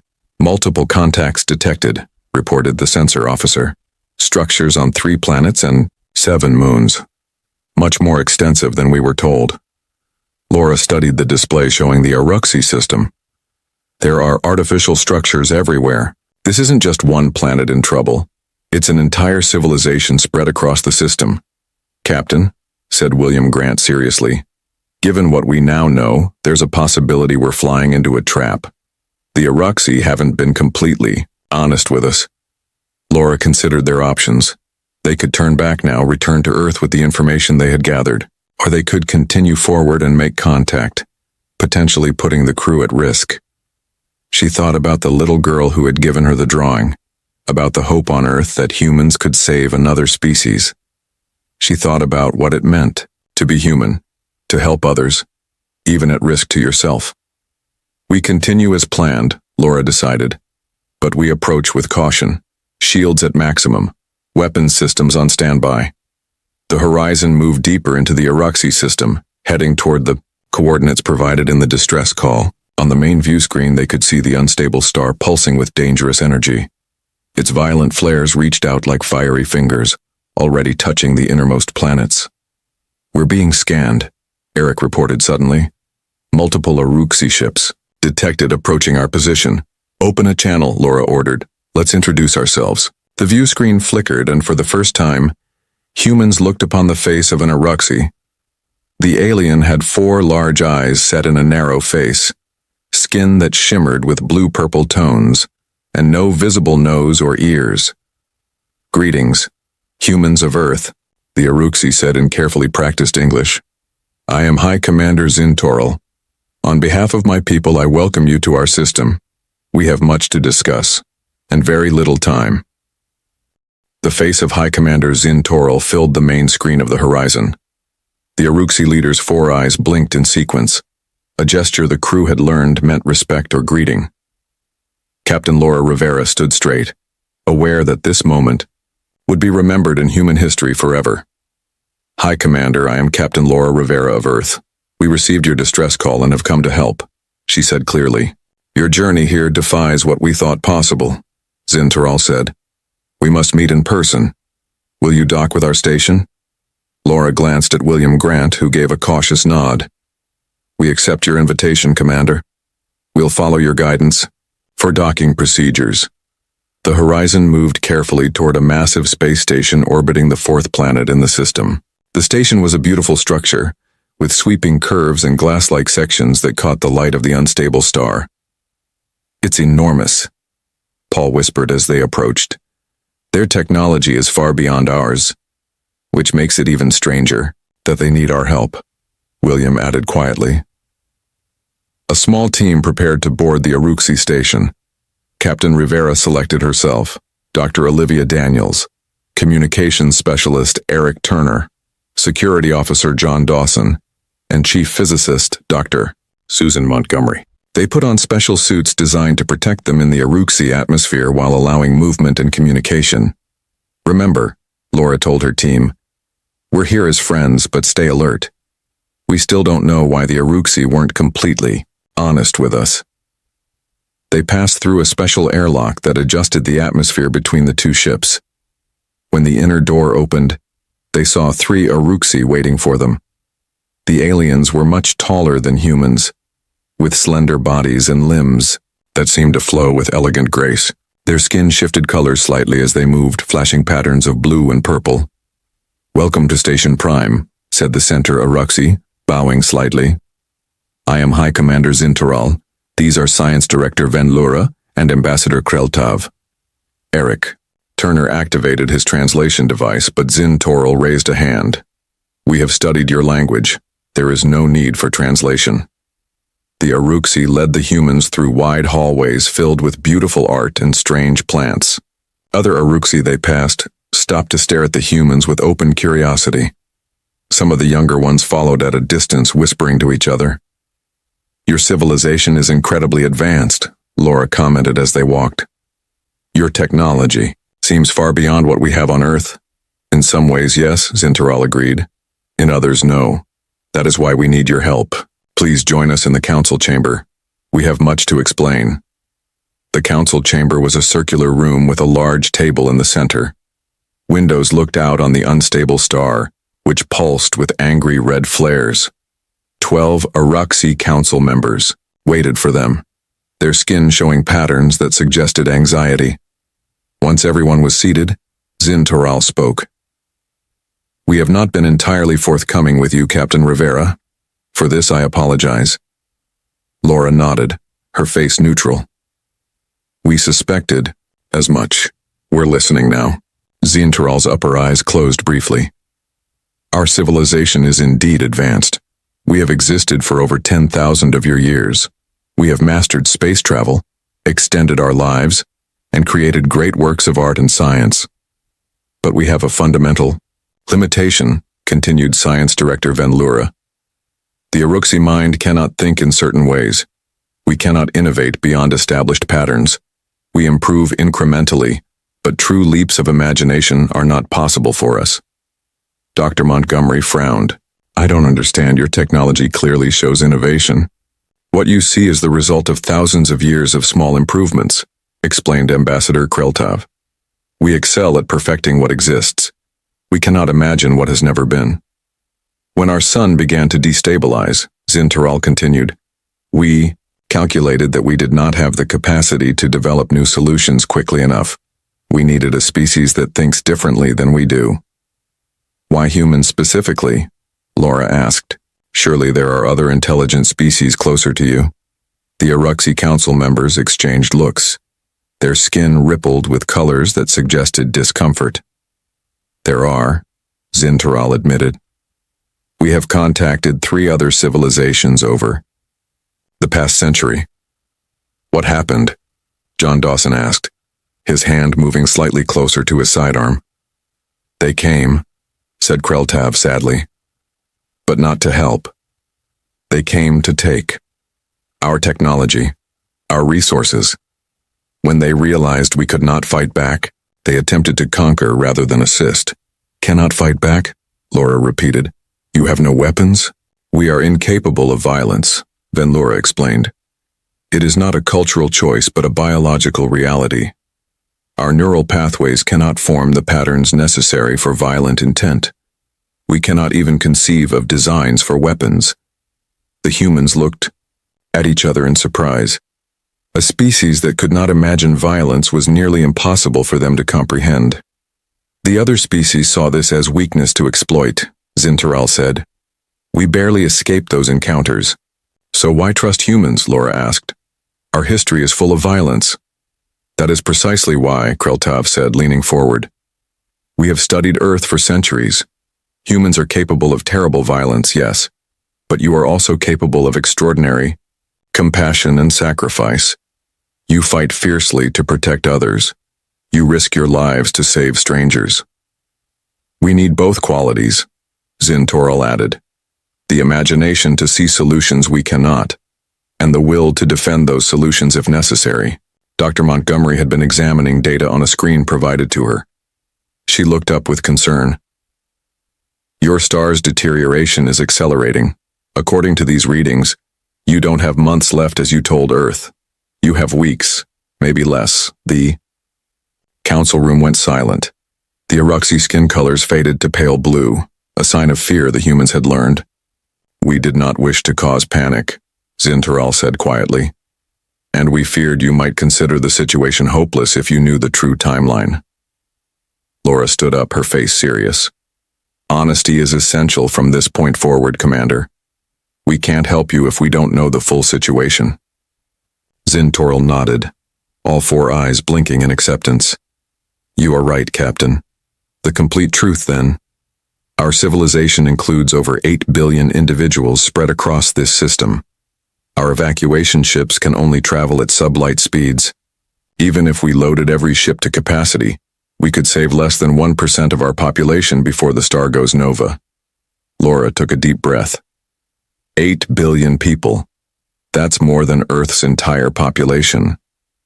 Now you understand the scale of our need, Kreltov said softly, and why we reached across the stars for help.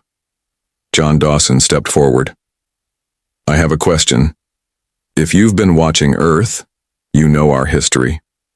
You know humans often fight each other.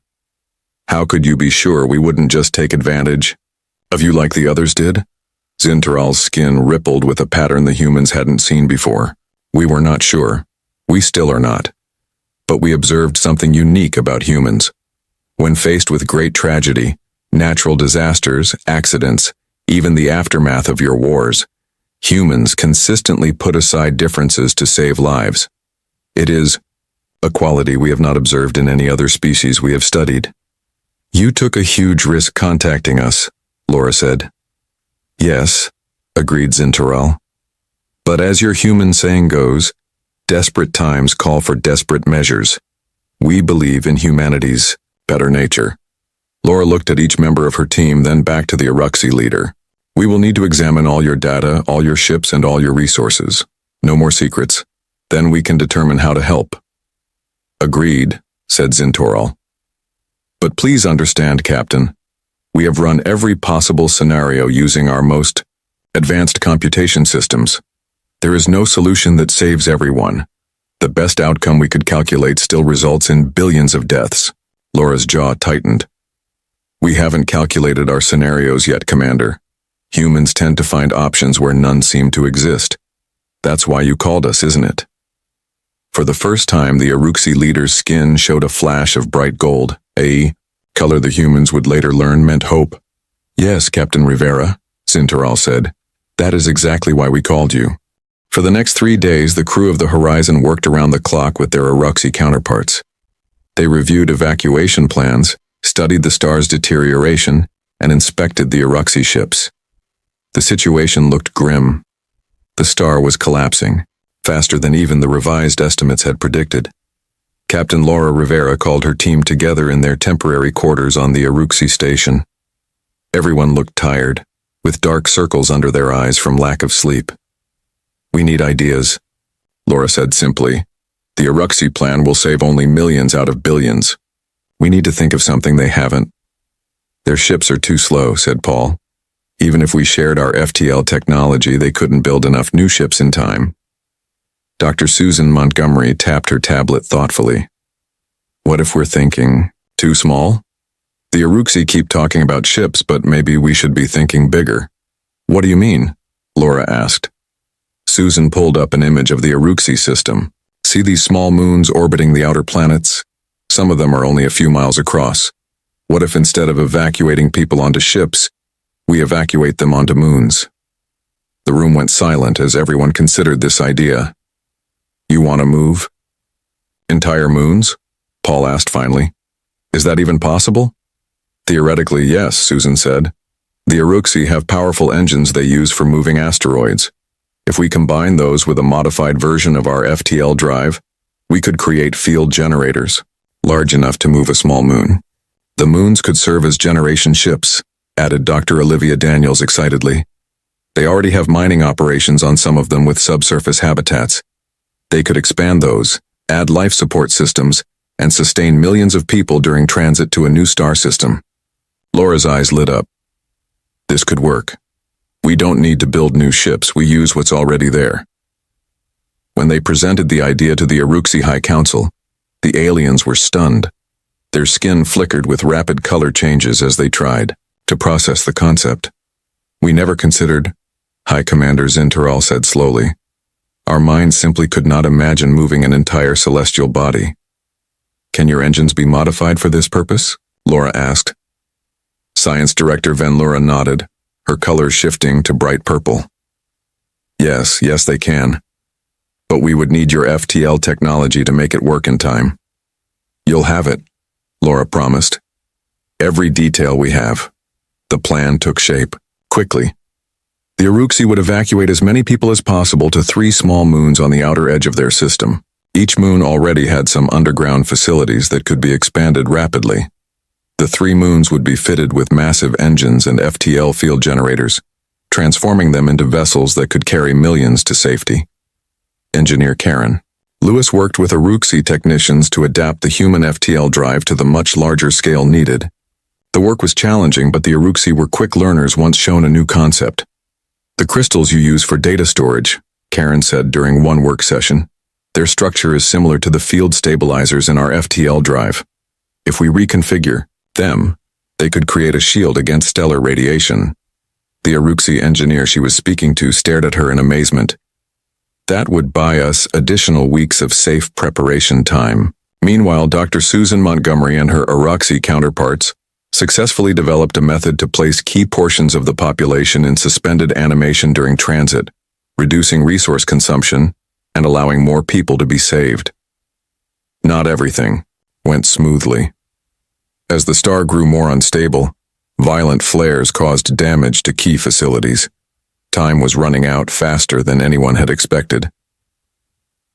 14 days after the Horizon arrived, the first moonship was ready. Millions of Uruxi had been transported to its underground chambers.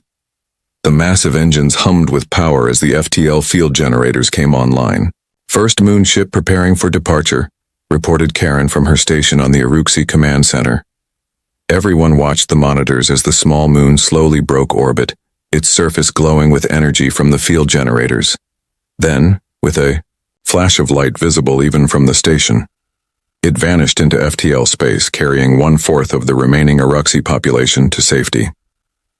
2 more moonships were almost ready.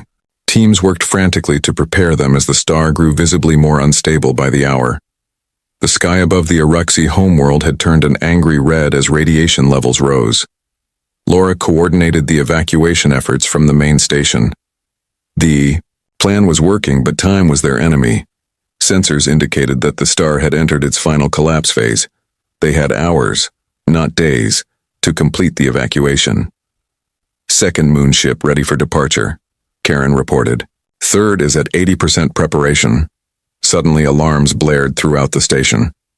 Solar flare incoming, warned an Uruxi operator. Category 5. All personnel, brace for impact, Laura ordered. The station shuddered as the wave of energy hit it. Lights flickered and several systems went offline. When the initial shock passed, damage reports flooded in. Section 12 has been breached, reported John Dawson. That's the Children's Evacuation Center. Laura and John raced to the damaged section. The corridor leading to it was filled with smoke, and emergency barriers had dropped to contain the breach. Through a window they could see 20 young Uruxi trapped in a chamber that was quickly losing atmosphere. We can't open the door without compromising the whole section, said an Uruxi engineer desperately. The override system is damaged. Without hesitation, John pointed to a small maintenance shaft. I can get through there. It's small enough that a temporary force field could seal it. The radiation levels are too high, the engineer warned. Your suit won't protect you for long. Those are children in there, John said simply. I have to try. Dr. Richard Powell stepped forward. I'm going too. They'll need medical attention. Laura looked at both men, knowing she might be sending them to their deaths. Go. Save them if you can. John and Richard squeezed through the maintenance shaft, their suits already beeping with radiation warnings. They reached the children's chamber and found the young Uruxi huddled together, their skin pale blue with fear. Working quickly, they patched the breach and stabilized the atmosphere. One by one, they helped the children through a secondary exit route. The last child was halfway through when another solar flare hit. The station lurched and debris fell from the ceiling. John pushed the child to safety just as a support beam collapsed, pinning him down. Richard rushed back to help, and together they managed to free John's trapped leg. They stumbled back to the main corridor where Laura waited, both men's radiation meters now in the critical range. As Dr. Powell treated them with anti-radiation medication, High Commander Zintoral approached. The Uruxi leader's skin glowed with a color humans had never seen before. You risked your lives for our children, Zintoral said, voice filled with emotion. We have no words in our language to express our gratitude. The third moonship was completed with barely an hour to spare. The last groups of Uruxi were loaded aboard as the star began its final catastrophic phase. All remaining Uruxi are aboard, reported Karen. Third moonship ready for departure. Launch immediately, Laura ordered. The third moonship broke orbit and disappeared into FTL space just as the star ejected its outer layers. The Horizon and the remaining Uruxi vessels escorted the last evacuation ships to safety, then prepared their own jump to light speed. As they raced away from the dying star, Laura watched on the view screen as the Uruxi sun compressed to a fraction of its size, then exploded in a blinding flash. A civilization that had existed for 10,000 years was gone, but its people had been saved. 1 year later, Laura stood on the surface of a new planet in a distant star system. The first Uruxi colony was taking shape, with structures rising from the fertile ground. The 3 moonships orbited overhead, still serving as homes for millions as they gradually relocated to the surface. High Commander Zintoral approached. accompanied by a group of Aruxi children, including those John and Richard had saved. "We have something to show you, Captain," Zin Toril said, leading Laura to a newly constructed plaza. In the center stood a beautiful monument, crafted from materials from both the Aruxi homeworld and Earth. It depicted human and Aruxi hands joined together, reaching toward the stars. At the base was an inscription in both languages: "To the stars that gave us life, and to the humans who taught us how to save it." "This monument will stand here for 10,000 more years," said Zintoral, "so that no Aruxi ever forgets what humanity did for us." Laura smiled as she looked up at the monument. The horizon would soon return to Earth, bringing news of their success and the beginning of what promised to be a long friendship between two very different species, from two distant stars. "We didn't just save your people," Laura said quietly. "You reminded us of something important about ourselves. Sometimes it takes meeting someone different to remember who you truly are." As the twin suns set on the new Aruxi homeworld, humans and aliens stood together, united by the simple truth that compassion transcends the vast distances between stars.